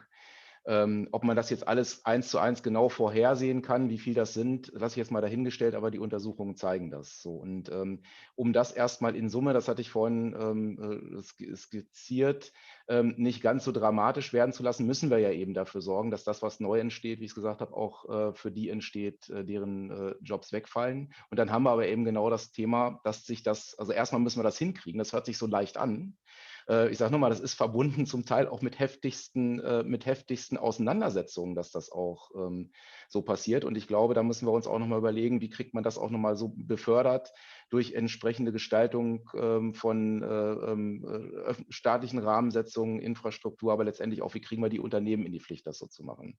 So, und Ihre konkrete Frage, also erstmal, wir versuchen uns darum zu kümmern mit unseren Mitteln, dass überhaupt das hier neu entsteht. So, wie kriegt man das von der Qualifikationsfrage geklärt? Da haben wir natürlich ein unglaubliches Interesse daran, dass es auch funktioniert, weil wenn ich sage, die Umstellung auf Elektro kostet per Saldo Jobs, dann würde ich aus der heutigen Perspektive sagen, wenn diese Umstellung nicht funktioniert, dann werden wir wahrscheinlich aus der beschäftigungspolitischen Sicht von einer Katastrophe, von einem Desaster ausgehen müssen, weil große Teile der Zukunft der deutschen Automobilindustrie inzwischen in Elektromobilität beschrieben sind. So, und wenn diese Zukunft nicht funktioniert, ja, dann fallen auch die Perspektiven für die Beschäftigten weg. Also haben wir ein Interesse, dass das funktioniert. Und wenn ich jetzt mal das Beispiel Niedersachsen nehme, das Beispiel Volkswagen nehme, dann wird natürlich schon jede Menge dafür getan, wo auch auf Basis vieler Vorschläge, auch die von unseren Betriebsratskollegen kommen, dort eben auch Qualifizierungsangebote gemacht werden, wo man vielleicht nicht nur auf Menschen guckt, deren, ich sage mal, Formalqualifikation, die Papierlage darauf schließen lässt, dass sie in solchen neuen Bereichen Fähigkeiten haben, sondern wo auch mal analysiert wird, was bringen sie eigentlich mit aufgrund von privaten Interessen, Hobbys etc. Und da ist auch schon eine Menge passiert. Und ein zweiter Punkt, wenn Sie das Thema Softwareentwicklung ansprechen, das ist jetzt ja auch ganz frisch in der Welt, mache ich auch wieder das Beispiel Volkswagen, weil es halt bei uns so nah ist. Da sind ja Teile der Softwareaktivitäten in der sogenannten Car-Software-Org jetzt konzentriert worden. Und für die haben wir gerade auch tarifliche Rahmenbedingungen ausgehandelt, die Arbeitsbedingungen dieser Kolleginnen und Kollegen beschreiben, die in Teilen schon auch, ich sag mal, wo wir in Teilen auch schon ein bisschen Neuland betreten haben und versucht haben, sozusagen auch die attraktiv für diese Menschen zu gestalten. Also beispielsweise, wir haben gesagt, Grundsatz ist die 35-Stunden-Woche. Trotzdem hast du die Möglichkeit zu wählen zwischen 30 Stunden und 40 Stunden individuell beispielsweise. Die Frage von, welche Möglichkeiten habe ich, Sabbaticals zu nehmen, dass sozusagen die ständige Qualifizierung sozusagen immanent ist. Die Frage, wie die Teams miteinander arbeiten. So, will nur sagen, das ist zum Beispiel ein Beitrag, den wir dazu leisten, dass wir uns um Arbeitsbedingungen kümmern, die für diese Menschen auch attraktiv sind. Wichtige Voraussetzung, das wissen wir alle. Wie kann ich sonst Arbeitnehmerinnen und Arbeitnehmer, insbesondere Hochqualifizierte, halten? Wie kann ich sie binden? Wie kann ich sie anlocken als attraktiver Arbeitgeber? Genau, das sind die Punkte, die Sie gerade genannt haben. Wir haben sicherlich nicht erschöpfend die lange Liste an Fragen, die reingekommen sind, beantworten können. Aber ich habe immer mal wieder das eine oder andere rausgepickt und hoffe, dass wir auf jeden Fall so einen kleinen Flash gegeben haben, über so einen Problemaufriss gegeben haben. Wir sind uns auch alle drei einig, Anna Deparnay, Henrike Hahn und ich, dass das erst eine Auftaktveranstaltung ist. Wir wollen an dem Thema dranbleiben und wir wollen sicher, genauso wie Sie das angeboten haben, Frau Müller, mit der Automobilindustrie, mit den Verbänden, mit den beteiligten Akteuren in diesem Bereich in einen aktiven Dialog eintreten. Ich glaube, es ist wichtig, dass wir als Grüne dieses Thema auch für uns als ein inhärentes Thema begreifen und nicht sagen, wir machen nur Mobilität und kümmern uns, ich sage jetzt mal ganz despektierlich, um Fußgänger und um Radfahrer, oder Radfahrerinnen, die sicherlich wichtig sind, aber die Industriearbeitsplätze im Automobilsektor sind uns genauso wichtig und darüber müssen wir uns unterhalten. Die vielfach angesprochene Zuliefererbranche wurde mehrfach angesprochen. In diesem Sinne bedanke ich mich bei den 3 Panelisten bisher, Frau Müller, Herr Hochfeld, Herr Gröger, und übergebe jetzt wieder zurück an Anna Depané, die das Thema Zuliefererbranche, Zuliefererindustrie im zweiten Panel jetzt mit einem Input von Herrn Stark beginnen wird. Vielen, vielen Dank an dieser Stelle und wir sehen uns dann nochmal später. Vielen Dank auch von meiner Seite. Herzlichen Dank. Dankeschön. Vielen Dank an das Panel. Das war sehr, sehr interessant. Und an die Anzahl der Fragen sehen wir, ganz, ganz viele Menschen haben da super viele Fragen in diesem Bereich. Und auch die Bandbreite der Fragen ist immer wieder sehr, sehr spannend. Das ist quasi beginnend und das ist sehr, sehr spannend, das auch zu sehen. Der deutsche Kontext bewegt sich entweder mit dem Tenor, ja, wir müssen, wenn wir eine ökologische Transformation machen, natürlich die soziale Transformation nicht vergessen. Ganz, ganz wichtig, auch bei uns Grüne schon immer ein Thema. Es geht nur Hand in Hand. Dann gibt es die Transformation, mal sagen, mehr technisch. Die begeistert auch, die hat natürlich einen enormen Link direkt zu Energiesysteme von Erneuerbaren, Smart Grid. Wir haben das ja auch gehört und was können wir wo produzieren? Und wenn wir aber ein bisschen weitergehen in die Trends und auch ein bisschen ja, zum Silicon Valley oder woanders hingucken, dann heißt es, Transformation ist aber erst in den Köpfen. Und erstmal muss man ja neue Modelle wollen und verstehen und die Leute dementsprechend auch Mut machen, dass sie was anderes kreieren können. Dann kann die Transformation auch stattfinden. Und ich denke, der europäische Kontext ist da sehr, sehr interessant und der deutsche auch, weil alle diese 3 Trends auch logischerweise jetzt in der Debatte sind. Und jetzt möchte ich gerne und freue mich sehr, den Wilko Stark hier einführen. Er ist Senior Advisor bei Bain & Company und er sitzt in mehreren Aufsichtsräten und Beiräten von Startups bis zu klassischen Automobilzulieferern. Und er war vorher tätig bei mehreren OEMs, bei Daimler und bei VW. Deswegen kennt er auch die Branche von innen und kennt sozusagen auch die Nöte und vielleicht auch die großen Fragen, die sich jetzt diese Zuliefererbetriebe quasi stellen. Und ich freue mich sehr, Sie hier als Gast zu haben. Und vielleicht als erste Frage, die kam ja auch jetzt ganz, ganz viel in den Chats, ist letztendlich, was erwartet, wenn man das zusammenfassen kann überhaupt, was erwartet diese Branche konkret von der Politik an Unterstützung, um sich sozusagen transformieren zu können? Und in irgendeiner Art und Weise das Thema Planungssicherheit und auch ein bisschen Blick auf Auslauf des Verbrennungsmotors. Was würde da helfen, um sozusagen auch ein bisschen Klarheit zu verschaffen, vielleicht auch das eine oder das andere ein bisschen aufzurütteln, dass wir sagen, dahin geht die Reise, weil ich meine, wir wissen alle, man kann den Berg zu Fuß, mit einem Esel, mit einem Fahrrad, mit verschiedenen Gefährten. Also die Reise der Transformation geht immer in verschiedene Richtungen technologisch, aber man muss sich ja irgendwie auch entscheiden. Man kann ja nicht immer gleichzeitig das eine und das andere und alle Gefährten sozusagen mitnehmen. Dann wird die Reise dann doch mühsam. Und in diesem Sinne freue ich mich sehr, Herr Stark, auf Ihre Einlassung und die Öffnung des zweiten Panels. Ja, Frau Depané, vielen Dank für die Einladung. Auch vielen Dank, Frau Hahn und Frau von Kramon. Ich freue mich, dass ich mit dabei bin und ein aktiver Dialog, ist ja schon angeklungen, ist immer ganz, ganz wichtig, insbesondere bei so einer wirklich sehr komplexen Fragestellung, weil es geht um die Mobilität der Zukunft. Und die Mobilität der Zukunft hat eigentlich so richtig gestartet damals in 2015 mit der Consumer Electronics Show in Las Vegas, wo wir wirklich gesagt haben, es geht um diese 4 übergeordneten Themen. Das eine ist das Thema Konnektivität, autonomes Fahren, Shared Mobility und Elektromobilität. Und Neuenglisch auch als Case bezeichnet, BMW hat es ACES genannt, etc. Aber wir müssen in diesen 4 Disziplinen führend sein, um die Mobilität der Zukunft zu gestalten. Und Konnektivität ist natürlich die Grundvoraussetzung für digitale Dienste. Autonomes Fahren ist die Zukunft im Endeffekt, wenn ich zukünftig autonome Pods habe. Bei Shared Mobility geht es um Mobilitätsdienstleistungen jeglicher Art, das heißt Mobility as a Service. Wir dürfen aber auch den Transportsektor, Transport as a Service, nicht vergessen. Und natürlich letztlich das Thema Elektromobilität. Und bei der Elektromobilität haben wir vielleicht in Europa sogar die Chance, eine Vorreiterrolle einzunehmen. durch die CO2-Flottengesetzgebung ist davon auszugehen, dass wir eigentlich mindestens 40% batterieelektrische Fahrzeuge haben werden in 2030, mit Green Deal gegebenenfalls sogar über 50% batterieelektrische Fahrzeuge. Und da sind wir im globalen Vergleich eigentlich sehr, sehr gut unterwegs. Aber neben diesen Trends, und deswegen lassen Sie mich das gerne nochmal in den globalen Kontext stellen, neben diesen Trends geht es auch darum, was sind die Implikationen für die klassischen Hersteller, OEMs, also Hersteller und auch die Zulieferer. Und was man sieht, dass sich die Industriestrukturen verändern. Und wir haben es in Europa insbesondere mit dem sehr, sehr starken Wettbewerb aus Amerika, aber auch aus China zu tun, insbesondere bei diesen neuen Themen. Und lassen Sie mich gern für das Plenum ein paar Beispiele nennen, um das einfach auch mal in den Kontext zu stellen.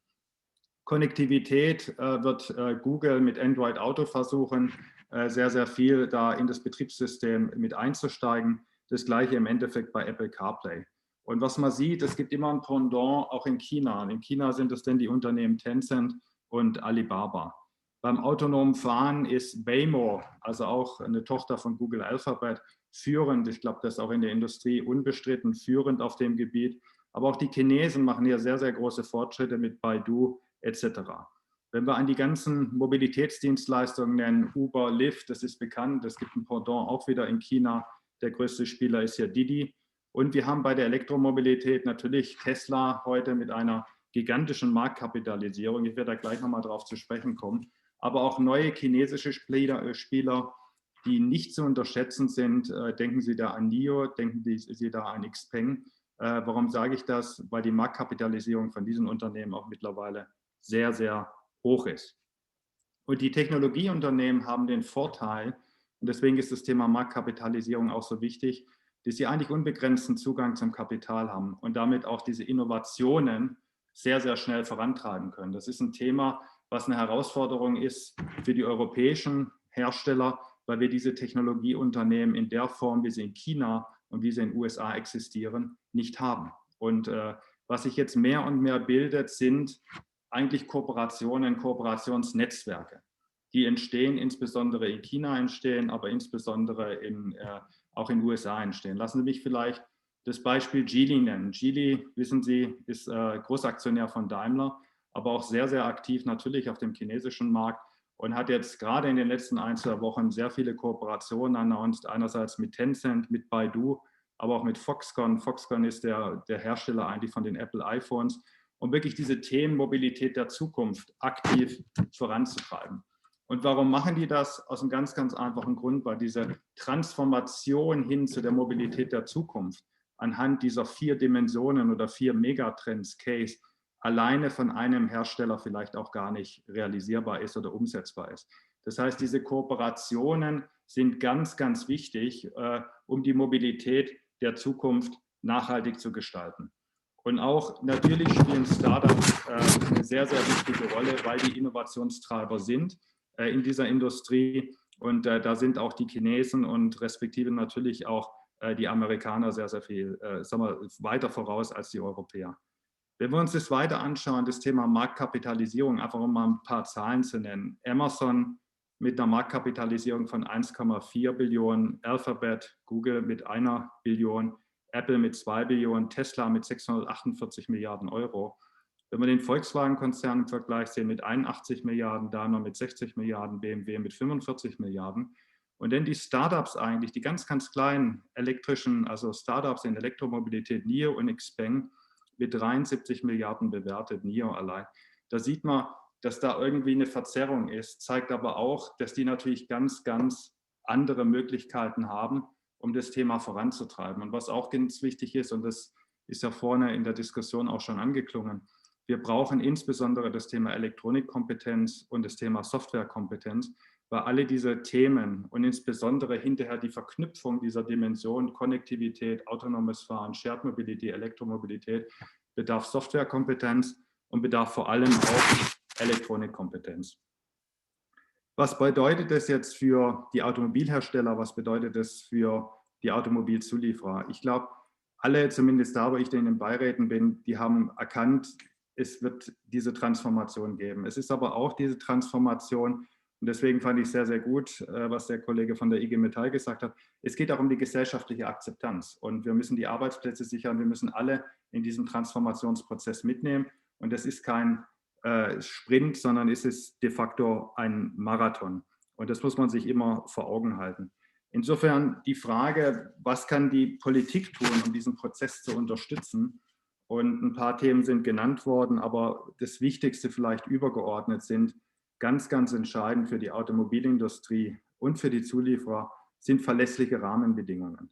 Das heißt, dass ich wirklich eine Planungssicherheit habe über die nächsten Jahre und nicht, dass sich Gesetzgebungen verändern. Weil glauben Sie mir, es hat jeder verstanden, dass diese Transformation stattfindet. Ich kenne keinen mehr da draußen, ehrlich gesagt, der das noch in Frage stellt oder am Verbrennungsmotor langfristig festhält, sondern diese Transformation ist im vollen Gange.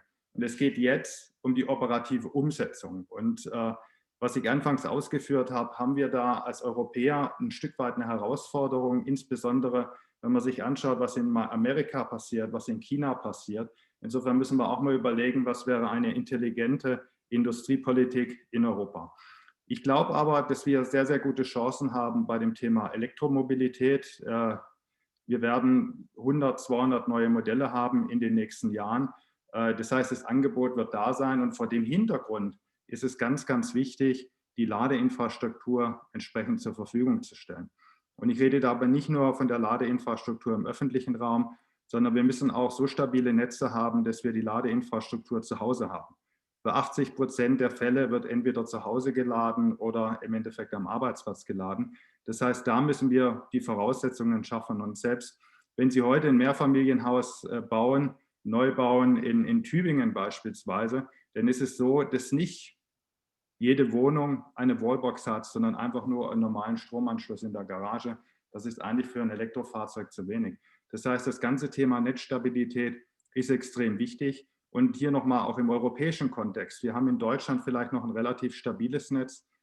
In anderen europäischen Ländern, insbesondere in Ländern, wo heute noch mit Gas gekocht wird, da hat man eigentlich nicht so einen starken Stromanschluss zu Hause, sondern maximal teilweise bis 2 kW. Deswegen wird mit Gas gekocht. Da ist natürlich auch dieser Wandel zur Elektromobilität nochmal schwieriger. Und ich glaube, das ist eine Kernaufgabe der Politik, die Rahmenbedingungen stabil zu schaffen, aber insbesondere sich um das ganze Thema Infrastruktur zu kümmern, das voranzutreiben, weil die Industrie jetzt zu beauftragen, auch noch die Infrastruktur voranzutreiben, damit wäre die Industrie, glaube ich, auch finanziell überfordert. Und da ist die Politik aus meiner Sicht gefragt, weil wir wollen doch eins, dass wir die Transformation erfolgreich gestalten. Das Ziel ist klar und dass wir das schaffen, dass wir da eine führende Rolle weltweit einnehmen, dass wir wettbewerbsfähig sind und vor allem, dass wir die Arbeitsplätze hier in Europa sichern. Und vielleicht abschließend, diese Transformation ist überall angekommen. Es geht jetzt darum, mit entsprechenden Rahmenbedingungen das zu flankieren und wirklich erfolgreich umzusetzen. Und das ist das, was im Endeffekt die Zulieferer und die Hersteller umtreibt. Und ja, und eigentlich, was man auch sieht, das Corona gilt für viele Trends, gilt aber auch für diese Trends, eigentlich sogar den Trend, diese Transformation ein Stück weit noch beschleunigt hat. Natürlich auch getrieben durch viele Subventionen jetzt bei Elektrofahrzeugen und so weiter und so fort. Aber eigentlich hat Corona ein Stück weit die Trends in den Dimensionen Case, Connectivity, autonomes Fahren, Shared Mobility und Elektromobilität eigentlich noch forciert. Und insofern sind wir da in Summe auf einem guten Weg. Und jetzt gilt es darum, wirklich diese Rahmenbedingungen entsprechend zu schaffen und erfolgreich umzusetzen und vor allem die gesellschaftliche Akzeptanz zu haben und die Arbeitsplätze zu sichern. Ja, danke, danke, lieber Wilko Stark. Sehr, sehr guter Einblick auch in das, was konkret zu tun ist in der Branche, damit wir vorwärts kommen. Es ist natürlich eine schwierige Debatte auch im europäischen Kontext und das sehen wir immer wieder, weil man ja quasi von einem Bein auf dem anderen schwenkt. Ihr seht die Debatte beim Schnellladegesetz gerade. Lässt man quasi die Industrie mitmachen, ja, dann sind die weniger sozusagen, also mehr gemacht haben, quasi weniger gefordert wurden, sagen, ja, aber wie ist dann mein Geschäftsmodell? Sollte das komplett eine kommunale Aufgabe ist? Wir haben ja auch da im Chat den Einwurf von der Landtagsfraktion aus Bayern gehabt. Ist das nicht eine urkommunale Aufgabe? Wäre das da nicht praktischer? Also da sind viele Fragen, die wir noch ganz konkret beantworten müssen. Aber erstmal vielen Dank an dieser Stelle. Und ich möchte jetzt gerne auch das zweite Panel öffnen. Und ich grüße ganz herzlich die Doris Holler-Bruckner hier bei uns auf dem Panel. Sie ist Präsidentin des Bundesverbands Nachhaltige Mobilität in Österreich und sie bringt große Erfahrung mit dem Bereich der E-Mobilität. Und sie ist auch Herausgeberin von Ökonews, eine große Online-Plattform, die sich eben mit Mobilität, Energie und Umwelt beschäftigt. Und ich möchte auch gerne begrüßen Katrin Watson, die ist Head of EU Office bei Robert Bosch GmbH. Und sie leitet eben seit mehreren Jahren das EU-Büro des Robert Bosch und ist natürlich ja, letztendlich Repräsentantin des aktuell umsatzstärksten Automobilzulieferers in Deutschland und guckt natürlich auch sozusagen durch ihre Brille auf das, was die EU macht. Und die erste Frage, die ich vielleicht gerne an Frau Holler-Bruckner stellen möchte, ist eben, in der Branche redet man sehr, sehr viel von diesen Transformationen. Und die einen sagen, die Politik muss sich mehr einmischen, damit die Planungssicherheit da ist. Und die anderen sagen, man muss eher gucken, was machen unsere großen Konkurrenten. Sie sind genannt worden, China und USA. Und da läuft es ganz anders. Da gibt man mehr Freiheit. Ich sage nur Thema Daten oder Thema auch Investitionen. Was ist da sozusagen aus einer europäischen Perspektive, wenn wir versuchen, eine gute Balance zwischen den Arbeitsplätzen der Zukunft, eine gute klimagerechte Mobilität zu schaffen? Was ist die jetzt richtige Antwort aus Ihrer Meinung? Ich glaube, dass sich einfach manches in der Einstellung zur Mobilität einmal generell ändern muss. Also unsere neueren Elektroautos, das sind eigentlich nicht mehr so reine Autos, sondern das sind Smartphones auf 4 Rädern. Die sind 23 Stunden einmal Stehzeuge. Und wenn wir eine Verkehrswende generell wollen und alle abholen wollen, dann müssen wir auch diese Stehzeuge, die wir haben, einfach viel besser nutzen. Und ich beschäftige mich seit 10 Jahren mit dem Thema und wir versuchen, junge, innovative Firmenleute oder Entwickler zu verbinden, auch mit der Industrie und wir haben viele Beispiele, wo das funktioniert. Und es gibt einfach keine Alternative für mich zur E-Mobilität. Ich bin auch sehr viel international unterwegs gewesen, habe eine elektrische Weltreise zum Beispiel gemacht. Und wenn wir sozusagen nicht massive Verluste haben wollen, dann müssen wir einfach rapid, schnell umdenken. Und es braucht in Österreich und wahrscheinlich genauso in Deutschland Innovation und Kooperation und natürlich auch den Ausbau von der entsprechenden Ladeinfrastruktur. Wobei wir haben zum Beispiel intern bei unseren Mitgliedern eine Umfrage gemacht und von unseren Ladevorgängen sind rund zwischen 95% und 98% sind zu Hause. Und ganz viele haben sozusagen auch keine Wallbox, sondern es gibt beispielsweise auch eine österreichische Entwicklung, ein Ladekabel, mit dem ich entsprechend auch schneller laden kann, das ich unterwegs mitnehmen kann und das ich sozusagen sowohl unterwegs als auch zu Hause schnell laden kann. Und es läuft nicht schlecht generell ganz, aber es sind immer noch Handicaps, zum Beispiel, dass manche Fahrzeuge lange Lieferzeiten haben und bei Tesla beispielsweise ist das nicht so. Die haben eben schon wirklich etwas früher angefangen, darum geht das schneller.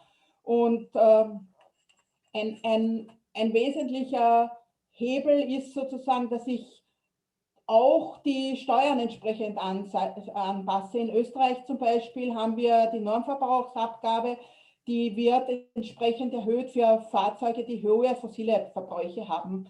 Die tritt ab Juli in Kraft, darauf hat sich die Regierung geeinigt. Das finde ich gut. Und auch die motorbezogene Versicherungssteuer zum Beispiel zahlen wir im Moment für Elektrofahrzeuge nicht. Oder für die private Nutzung von Firmenfahrzeugen, wenn die elektrisch sind, dann gibt es keinen Sachbezug. Und nachdem sozusagen die Neufahrzeuge vor allem bei Firmen zuerst eingesetzt werden in den ersten 2-3 Jahren, ist es immens wichtig, dass ich auch bei den Firmen den Einsatz dieser Elektrofahrzeuge vorantreibe. Und da haben wir zum Beispiel auch nur für die E-Fahrzeuge einen möglichen Vorsteuerabzug. Das ist auch eine gute Idee der Politik, wenn sie das macht. Und umgekehrt ist es auch unendlich wichtig, dass man gleichzeitig auf Innovation setzt. Wir haben ja schon gehört, dass viele neue Arbeitsplätze im Digitalisierungsbereich bei den Zulieferern entstehen. Und wir haben in Österreich beispielsweise ein Programm des Klima- und Energiefonds, und wo man auf Innovation setzt. Ein positives Beispiel, das mir da auf die Schnelle einfällt, ist zum Beispiel unser Mitglied Dinitec. Die haben ein Ladekabel entwickelt, das schnelleres Laden möglich macht. Und die haben vor 7 oder 8 Jahren mit der Entwicklung begonnen. Und weil der Chef der Firma gemerkt hat, dass es keine Lademöglichkeiten in diese Richtung gab, mit denen man Elektroautos an jeder Steckdose laden konnte. Und in der Zwischenzeit erweitert er gerade seine Produktion und liefert auch an die Großen in der Automobilindustrie als Zulieferer. Oder ein weiteres Beispiel aus Österreich ist Keba. Die haben schon vor 10 Jahren erkannt, dass die Ladeinfrastruktur ein großes Thema werden wird. Und die Firma hat ein Umsatzwachstum von mehr als 20% im Vorjahr gehabt und ist wirklich einer der Top-Anbieter und Pioniere auf dem Sektor intelligenter Ladelösungen für die E-Mobilität. Und ich glaube, diese Dinge, die müssen zusammenspielen. Aber es gibt beispielsweise beim Klima- und Energiefonds auch ein Programm, das sich besonders um die Regionen kümmert, wo vor allem die Innovationen im Energiebereich zu den Menschen getragen werden, wo man ganz kleine Einheiten hat, 2, 3 Gemeinden. Da sind sehr, sehr viele Eco-Sharing-Projekte am Land entstanden in den letzten 5, 6 Jahren. Und das wird auch angenommen. Die haben viel, viel größere Ausbaugeraten als beispielsweise die Sharing-Modelle in der Stadt. Und in diese Richtung, da muss man einfach weiter tun. Ja, an den Beispielen höre ich raus, und das ist ein bisschen auch mal sagen der europäische Weg, und der hat sicherlich auch seine Resilienz, dass man sehr lokal und vor Ort eben sehr kreativ sein kann. Die Frage ist aber natürlich für uns auf europäischer Ebene, wie kriegen wir gleichzeitig vielleicht, und das haben wir auch gehört von Wilko Stark, mehr Investitionen in Bereich von Innovation, aber in einem ganz anderen Level, als eben, dass jede Kommune quasi ganz kreativ vielleicht und sehr. Also ich war selber Stadträtin, und das ist wunderbar, vor Ort sozusagen die Kraft zu nutzen der Menschen vor Ort. Aber letztendlich, wenn wir natürlich auch industriepolitisch mithalten wollen, ist es sehr wichtig, dass wir europäisch letztendlich diese Innovation auch fördern. Ich möchte gerne meine nächste Frage an Katrin Watzen von Robert Bosch stellen, weil wenn wir eben so viel Innovation brauchen, dann brauchen wir natürlich auch nicht neue Köpfe unbedingt, aber Menschen, die auch ermutigt werden, Neues zu machen und die auch Neues können. Wie ist zurzeit letztendlich, man spricht immer vom Fachkräftemangel oder von dieser Thematik in der Branche Ihrer Meinung nach, und sehen Sie sich da in der Konkurrenz zum Beispiel zu USA und China gegenüber, mal sagen, kluge Köpfe, die in diesen Bereichen große Schritte machen wollen? Das wäre meine Frage an Sie. Ja, schönen guten Tag und auch erstmal vielen Dank von meiner Seite für die Einladung und für diesen ganz wichtigen und interessanten Dialog mit Ihnen. Dann komme ich vielleicht zunächst auf Ihre erste Frage zu sprechen mit dem Fachkräftemangel, oder gibt es einen Fachkräftemangel in unserer Branche?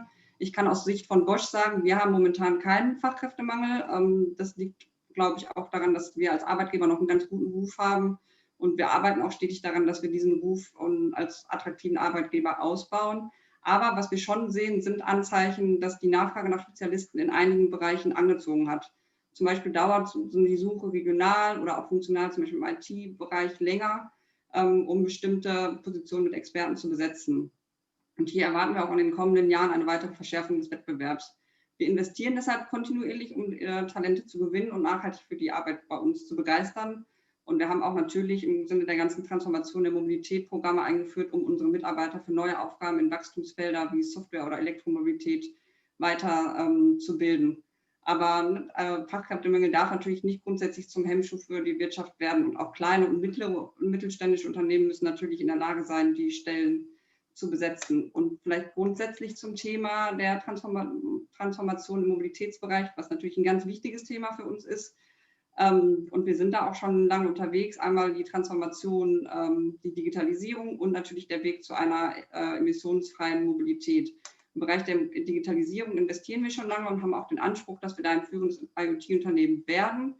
Da wir auch der Meinung sind, dass Digitalisierung sich mit Klimaschutz sehr gut vereinbaren lässt. Da gibt es ja auch eine Studie, die letztens in Deutschland erschienen ist, die sagt, dass Digitalisierung ganz wesentlich zum Klimaschutz beitragen kann. Und zum Beispiel bei Bosch haben wir auch ein Center für künstliche Intelligenz eingerichtet, weil wir auch glauben, dass das Thema Digitalisierung wieder auf die Mobilität von morgen auszahlen kann.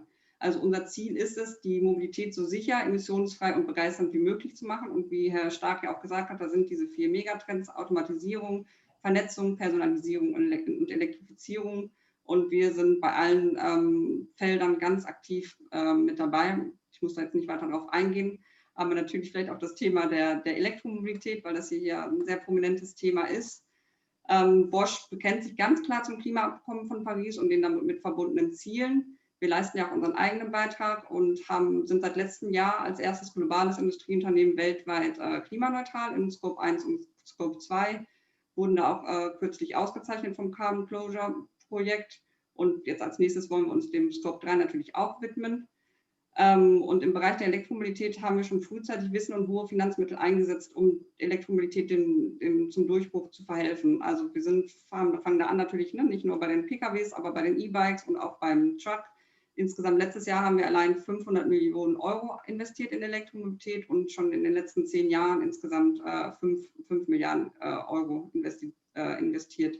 Und zum Beispiel, weil Sie auch die Konkurrenzsituation mit China oder Amerika angesprochen haben, wir sind momentan in Bosch der Marktführer im Bereich der Elektromobilität für PKWs und sehen uns da eigentlich ganz gut aufgestellt. Ein ganz wichtiges Zukunftsfeld für uns ist auch noch im Bereich der elektrischen Mobilität die Brennstoffzelle. Und deswegen begrüßen wir es auch, dass die Kommission da eine klare Wasserstoffstrategie hat und auch diese Clean Hydrogen Alliance, die ins Leben gerufen wird, die wir auch mit persönlichem Engagement von unserem CEO unterstützen, geht da auf jeden Fall in die richtige Richtung. Und vielleicht zur Frage, was brauchen wir als Zulieferer von der Politik, hat ja auch Herr Stark angesprochen. Also wir sind bei der Transformation seit langem unterwegs. Wir sagen, Elektromobilität wird unser Kerngeschäft inklusive Brennstoffzelle. Und im Übergang müssen wir versuchen, so pragmatisch wie möglich alle Technologien zu nutzen, damit unser CO2-Rucksack so klein wie möglich ist. Ja, vielen Dank. Im Chat hatte ich ja auch mehrere Fragen genau zu dieser Einlassung der, mal sagen, Stabilität der Aussagen der Politik. Wenn wir jetzt Euro 7 die Diskussion hören um die neue Zulassung, würde es letztendlich ein Auslaufen des Verbrennungsmotors für Pkw auf jeden Fall, mal sagen, um die 25 bedeuten, was jetzt gerade in der Mache ist auf der Kommissionsebene. Da haben sich viele Unternehmen, so unsere Informationsstand, eingestellt.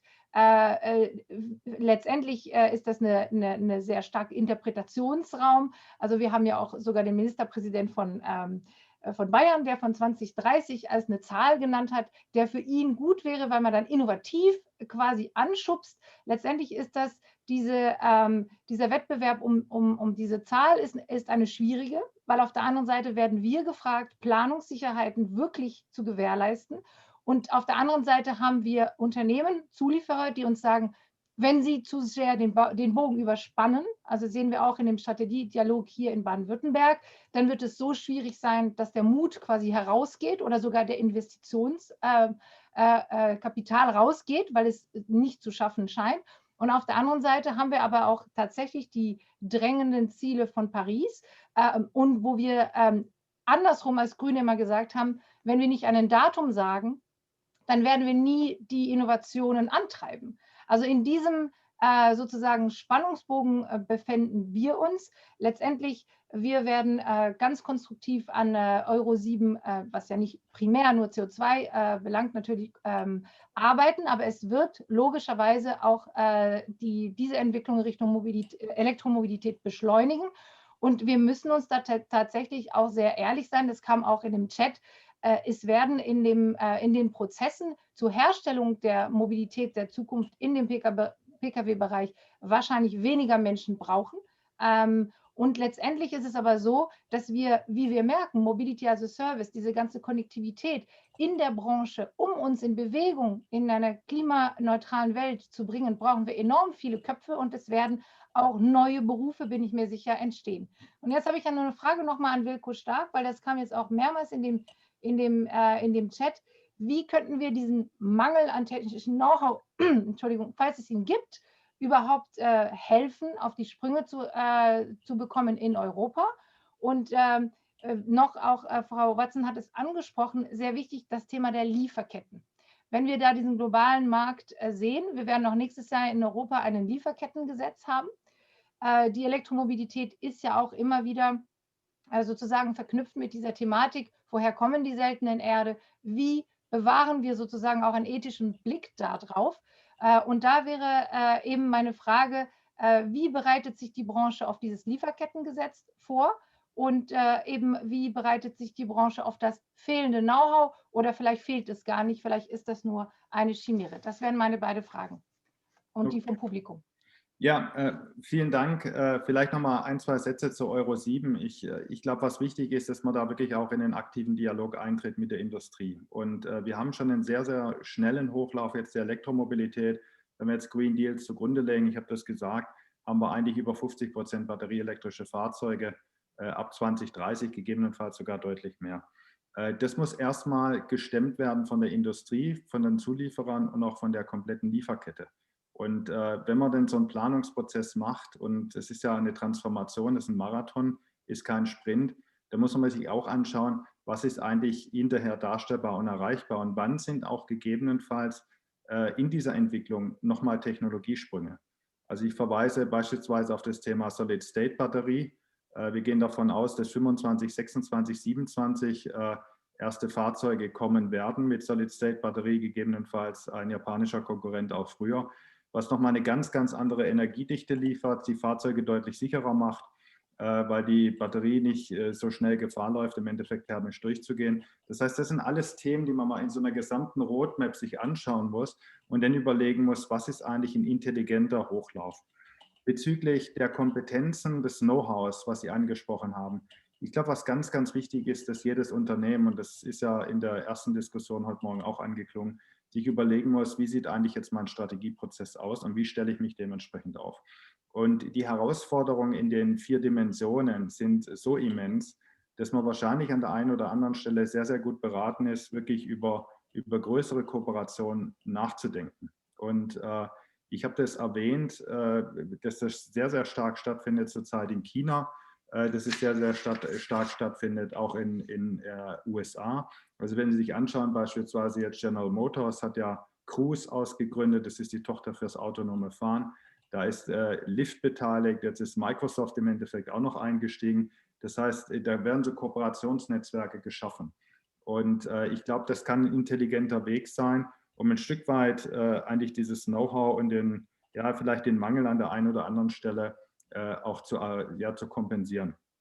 Der zweite Punkt ist, was Sie nochmal angesprochen haben bezüglich der Lieferketten.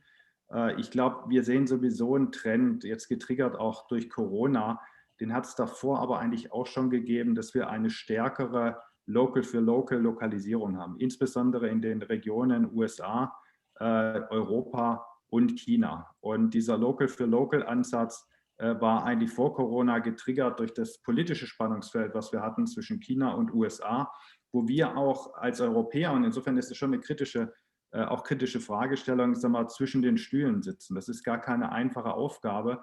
Eigentlich, wir müssen uns als Europäer auch mal überlegen, welche Rolle wollen wir spielen, ja, in dieser globalen Welt. Ich glaube, die Frage müssen wir beantworten, aber das würde heute mit Sicherheit zu weit führen.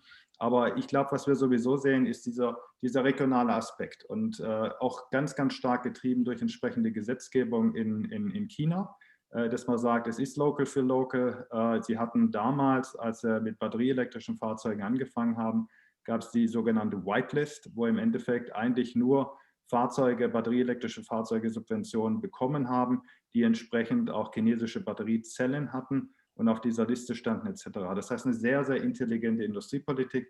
Ähnliches erfolgt derzeit auch bei dem ganzen Thema autonomes Fahren etc.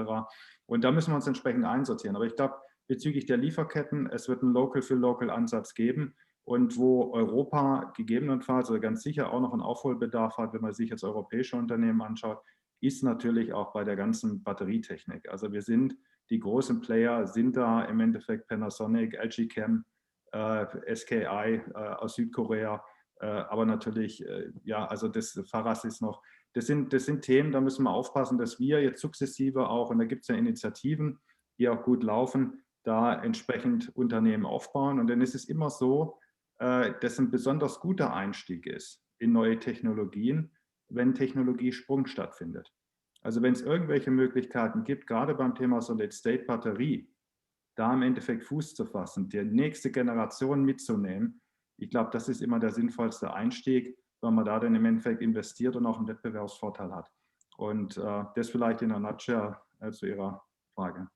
Super, sehr, sehr interessant und auch sehr weitblickend. Und ich glaube, wir haben da wirklich sehr, sehr viele Aufgaben auf europäischer Ebene. Wir merken zurzeit auf europäischer Ebene, dass sehr, sehr viel von Wasserstoff gesprochen wird, auch mit dieser Wasserstoff Alliance, die auch Frau Watson angesprochen hat.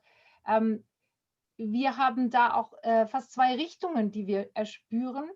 Die erste ist, man zieht den Wasserstoff heran und auch verschiedene E-Fuels in Bereichen, wo man den Eindruck hat, dass die Transformation nicht so schnell gehen sollte und man doch vielleicht die Hoffnung hat, dass das alte, sehr prägsame, für unsere Zivilisation sehr prägsame Know-how im Ingenieurwesen doch wieder gleich genutzt wird und die große Transformation nicht gekommen wird. Und auf der anderen Seite haben wir auch Prognosen, die uns zeigen, wir werden diese neue Technologie brauchen für das Maritime, für das Fliegen, weil wir da natürlich auch hohe Emissionen haben. Und jetzt habe ich da eine Frage im Chat diesbezüglich für Frau Holler. Da bezieht sich die Frage von Lisa auf 0% Emissionen. Das ist ihr Ziel. Und sie meint, das leisten E-Fuels zurzeit nicht. Und sie sind auch eher interessant langfristig für Flugzeuge und Trucks. Die Infrastruktur aufzubauen für Pkw wäre wohl wenig zielführend. Was ist da Ihre Meinung? Also letztendlich die E-Fuels eben für Pkw. Was ist da Ihre Meinung dazu? Ich glaube, auf lange Sicht brauchen wir sie nicht. Es gibt viele Entwicklungen im Batteriebereich, die zeigen, dass sozusagen noch mehr möglich ist.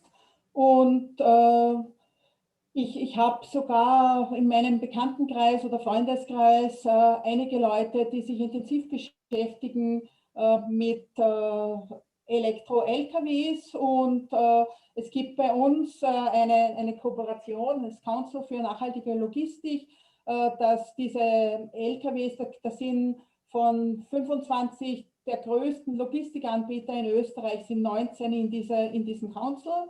Und die nutzen schon testweise Elektro-LKWs und mit besten Erfolgen.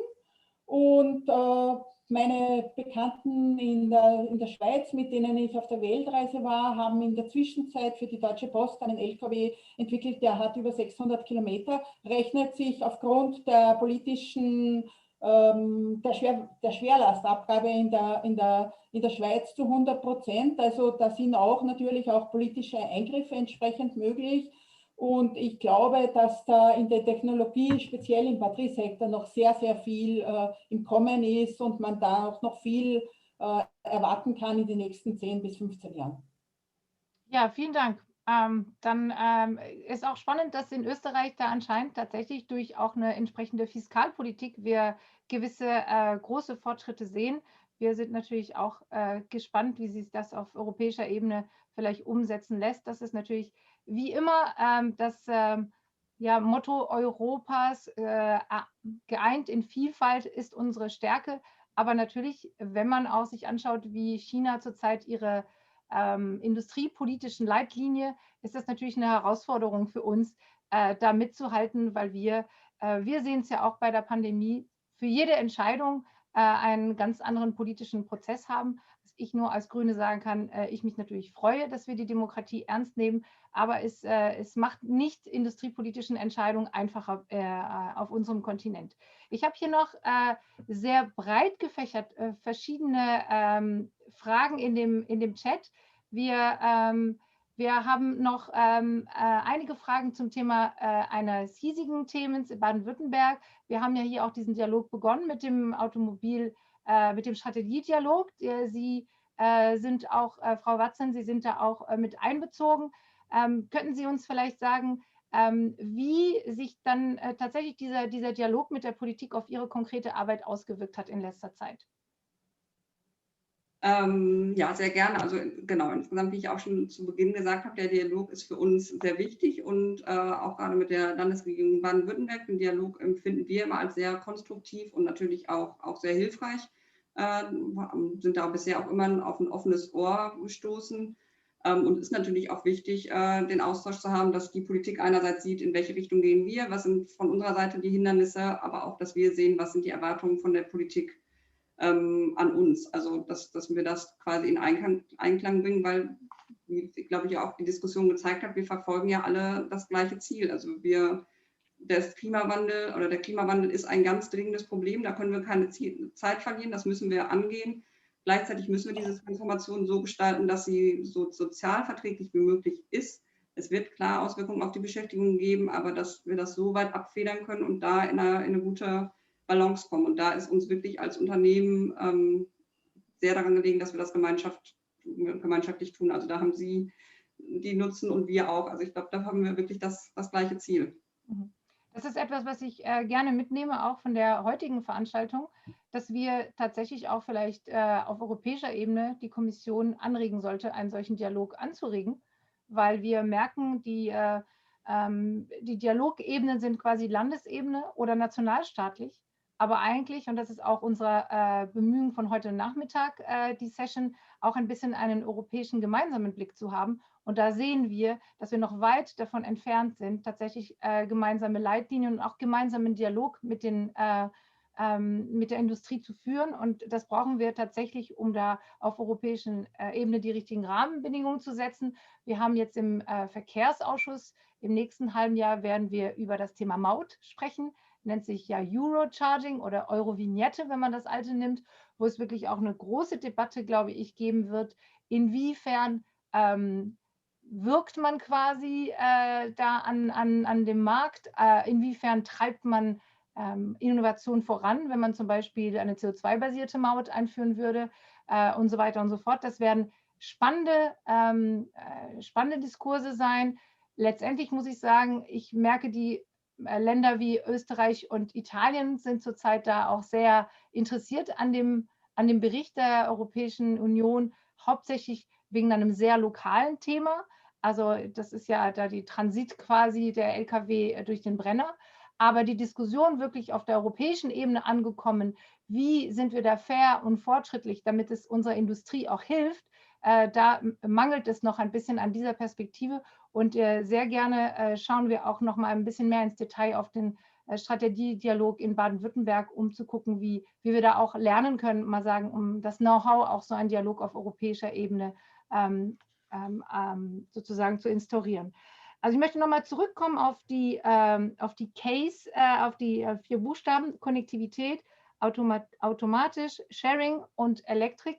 Da sind wir uns einig, in diese Richtung wird es gehen. Und letztendlich habe ich dann noch eine Frage, die immer wieder jetzt in dem Chat gekommen ist, mit dieser Wertschöpfungskette. Vielleicht einfach jeder von Ihnen noch mal einen Satz dazu. Welche sind die Ansätze, damit, wenn wir in Richtung Case gehen, wir dennoch genug Wertschöpfung in Europa haben können? Einfach nochmal alle meine 3 Panelisten, die ich sehr viel gelernt habe, heute Nachmittag mit dieser Frage verabschieden. Als erstes vielleicht Wilko. Ja, sehr gerne. Also bezüglich der Wertschöpfungskette, wie können wir das sicherstellen und wie können wir auch die Arbeitsplätze sicherstellen? Ich glaube, was wir machen müssen, wir müssen massiv in Bildung investieren, insbesondere Softwarekompetenz, Digitalisierungskompetenz aufbauen, aber auch das ganze Thema Elektronikkompetenz. Und da sieht man, dass insbesondere ein Spieler heute sehr, sehr weit ist. Das ist der Tesla. Tesla wird auch eigentlich von der Marktkapitalisierung mehr als Tech-Unternehmen gesehen und nicht als Automobilhersteller. Daher kommt diese Marktkapitalisierung von 650 Milliarden Euro. Und da müssen wir wirklich die Kompetenzen sukzessive aufbauen. Das ist ganz, ganz wichtig, weil wir sonst in Europa in Summe da ins Hintertreffen geraten. Und nichtsdestotrotz glaube ich, wenn man erfolgreiche Kooperationen schmiedet, auch international. Ich glaube, es wird in vielen Dimensionen international gehen. Dann sichert das auch immer in Europa Arbeitsplätze. Das darf man nicht vergessen. Also das ist für mich keine Einbahnstraße, ist auch kein Ausschlusskriterium, sondern wichtig ist, dass unsere Industrie erfolgreich ist.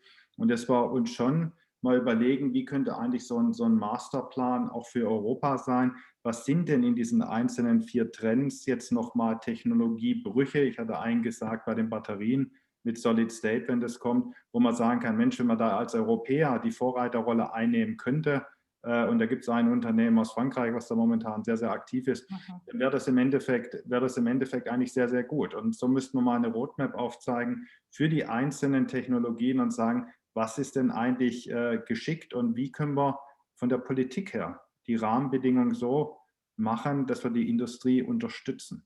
Ich glaube, das ist ganz wichtig, weil es mangelt nicht am Willen, lassen Sie mich das abschließend nochmal sagen, sondern wirklich an diesen sehr, sehr großen operativen Herausforderungen. Und vielleicht abschließend, und da hat USA einen Vorteil, China einen Vorteil, aber insbesondere USA, dass natürlich sehr, sehr viel Kapital, auch Venture-Kapital zur Verfügung steht, um neue Themen, gerade Technologiethemen, voranzutreiben. Und das ist auch eine Kultur, die wir so in Europa nicht haben. Da sollte man auch mal drüber nachdenken, wie wir Ähnliches eigentlich etablieren können, weil das Treiber am Ende des Tages für Innovationen sind, die dann langfristig Arbeitsplätze in Europa sichern. Super, vielen Dank. Doris Holler, vielleicht zu dieser Frage? Ja, also mein großes Thema ist auch Bildung, aber auch gleichzeitig Kooperation. Und das Wertschöpfungspotenzial haben wir ja. Also in Österreich ist vorige Woche erst eine Studie vorgestellt worden, dass wir in der Automobilzulieferindustrie, wo ja Österreich besonders stark ist, 19% Möglichkeit Zuwachs bis 2030 haben und 20% mehr in der Beschäftigung. Und das sind immerhin plus 7.300 Arbeitsplätze in Österreich. Also das ist nicht nichts. Und wir haben das im Bundesverband schon vor Jahren immer wieder diskutiert und haben immer gesagt, das muss so sein. Uns ist immer wieder widersprochen worden. Alle haben gesagt, na, das bildet ihr euch ein. Und ich glaube, dass man dazu einfach viel Kooperation braucht, sowohl zwischen der Industrie und den kleinen Innovativen als auch mit der Politik. Vielen Dank. Und vielleicht abschließend noch Katrin Watzan, auch die gleiche Frage der Wertschöpfungskräfte, die ja natürlich hier auch sehr wichtig ist bei Ihnen im Unternehmen. Ja, vielen Dank. Also neben dem Thema Bildung, was wir natürlich auch als ein sehr wichtiges Thema erachten, sehen wir, dass wir eine schlaue, smarte Forschungs- und Förderungspolitik brauchen.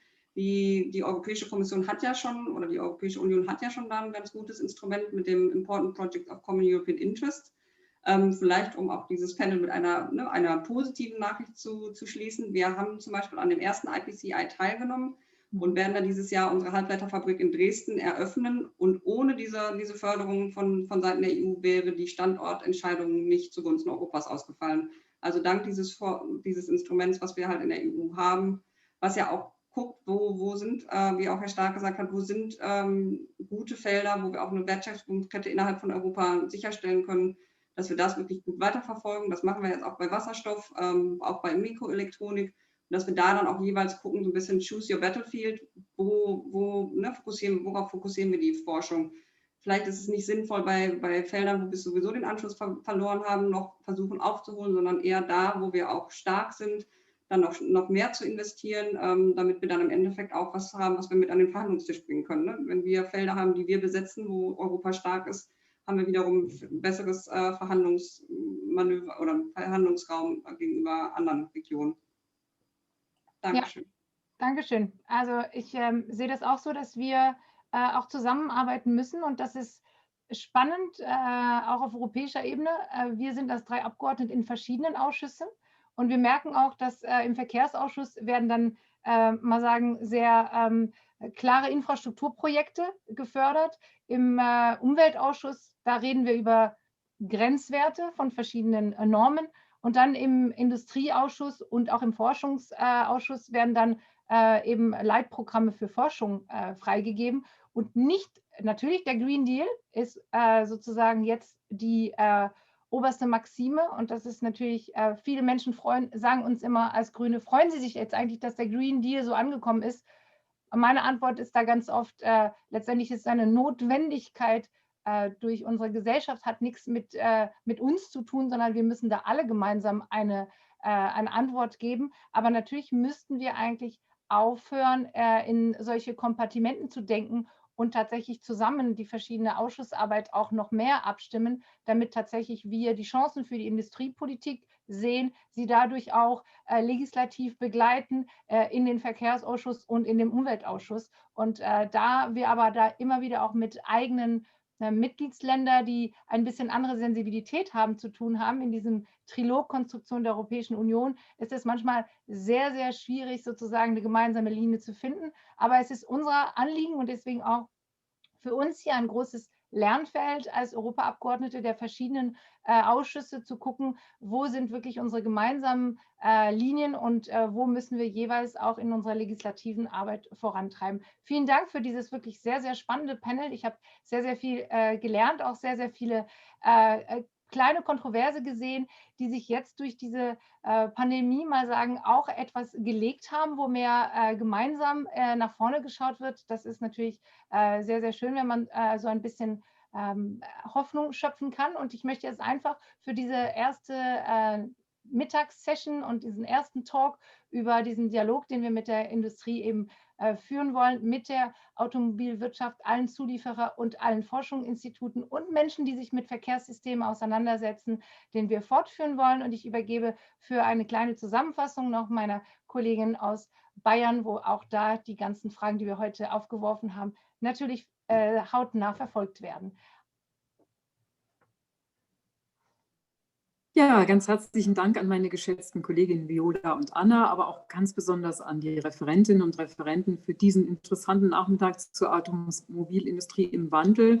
Und wir haben heute Nachmittag wirklich eine sehr große Bandbreite ausbuchstabiert, vor welchen Herausforderungen die Automobilindustrie sich gerade befindet, aber eben auch, was für Lösungsansätze es gibt. Und klar ist dabei geworden, also diese ein paar kleine gemeinsame Nenner kann man in jedem Fall nennen. Wir wissen, der Verbrennungsmotor läuft aus und jetzt geht es darum, in der neuen Zeit der Alternativantriebe und Vernetzung die besten und die nachhaltigsten Lösungen zu finden.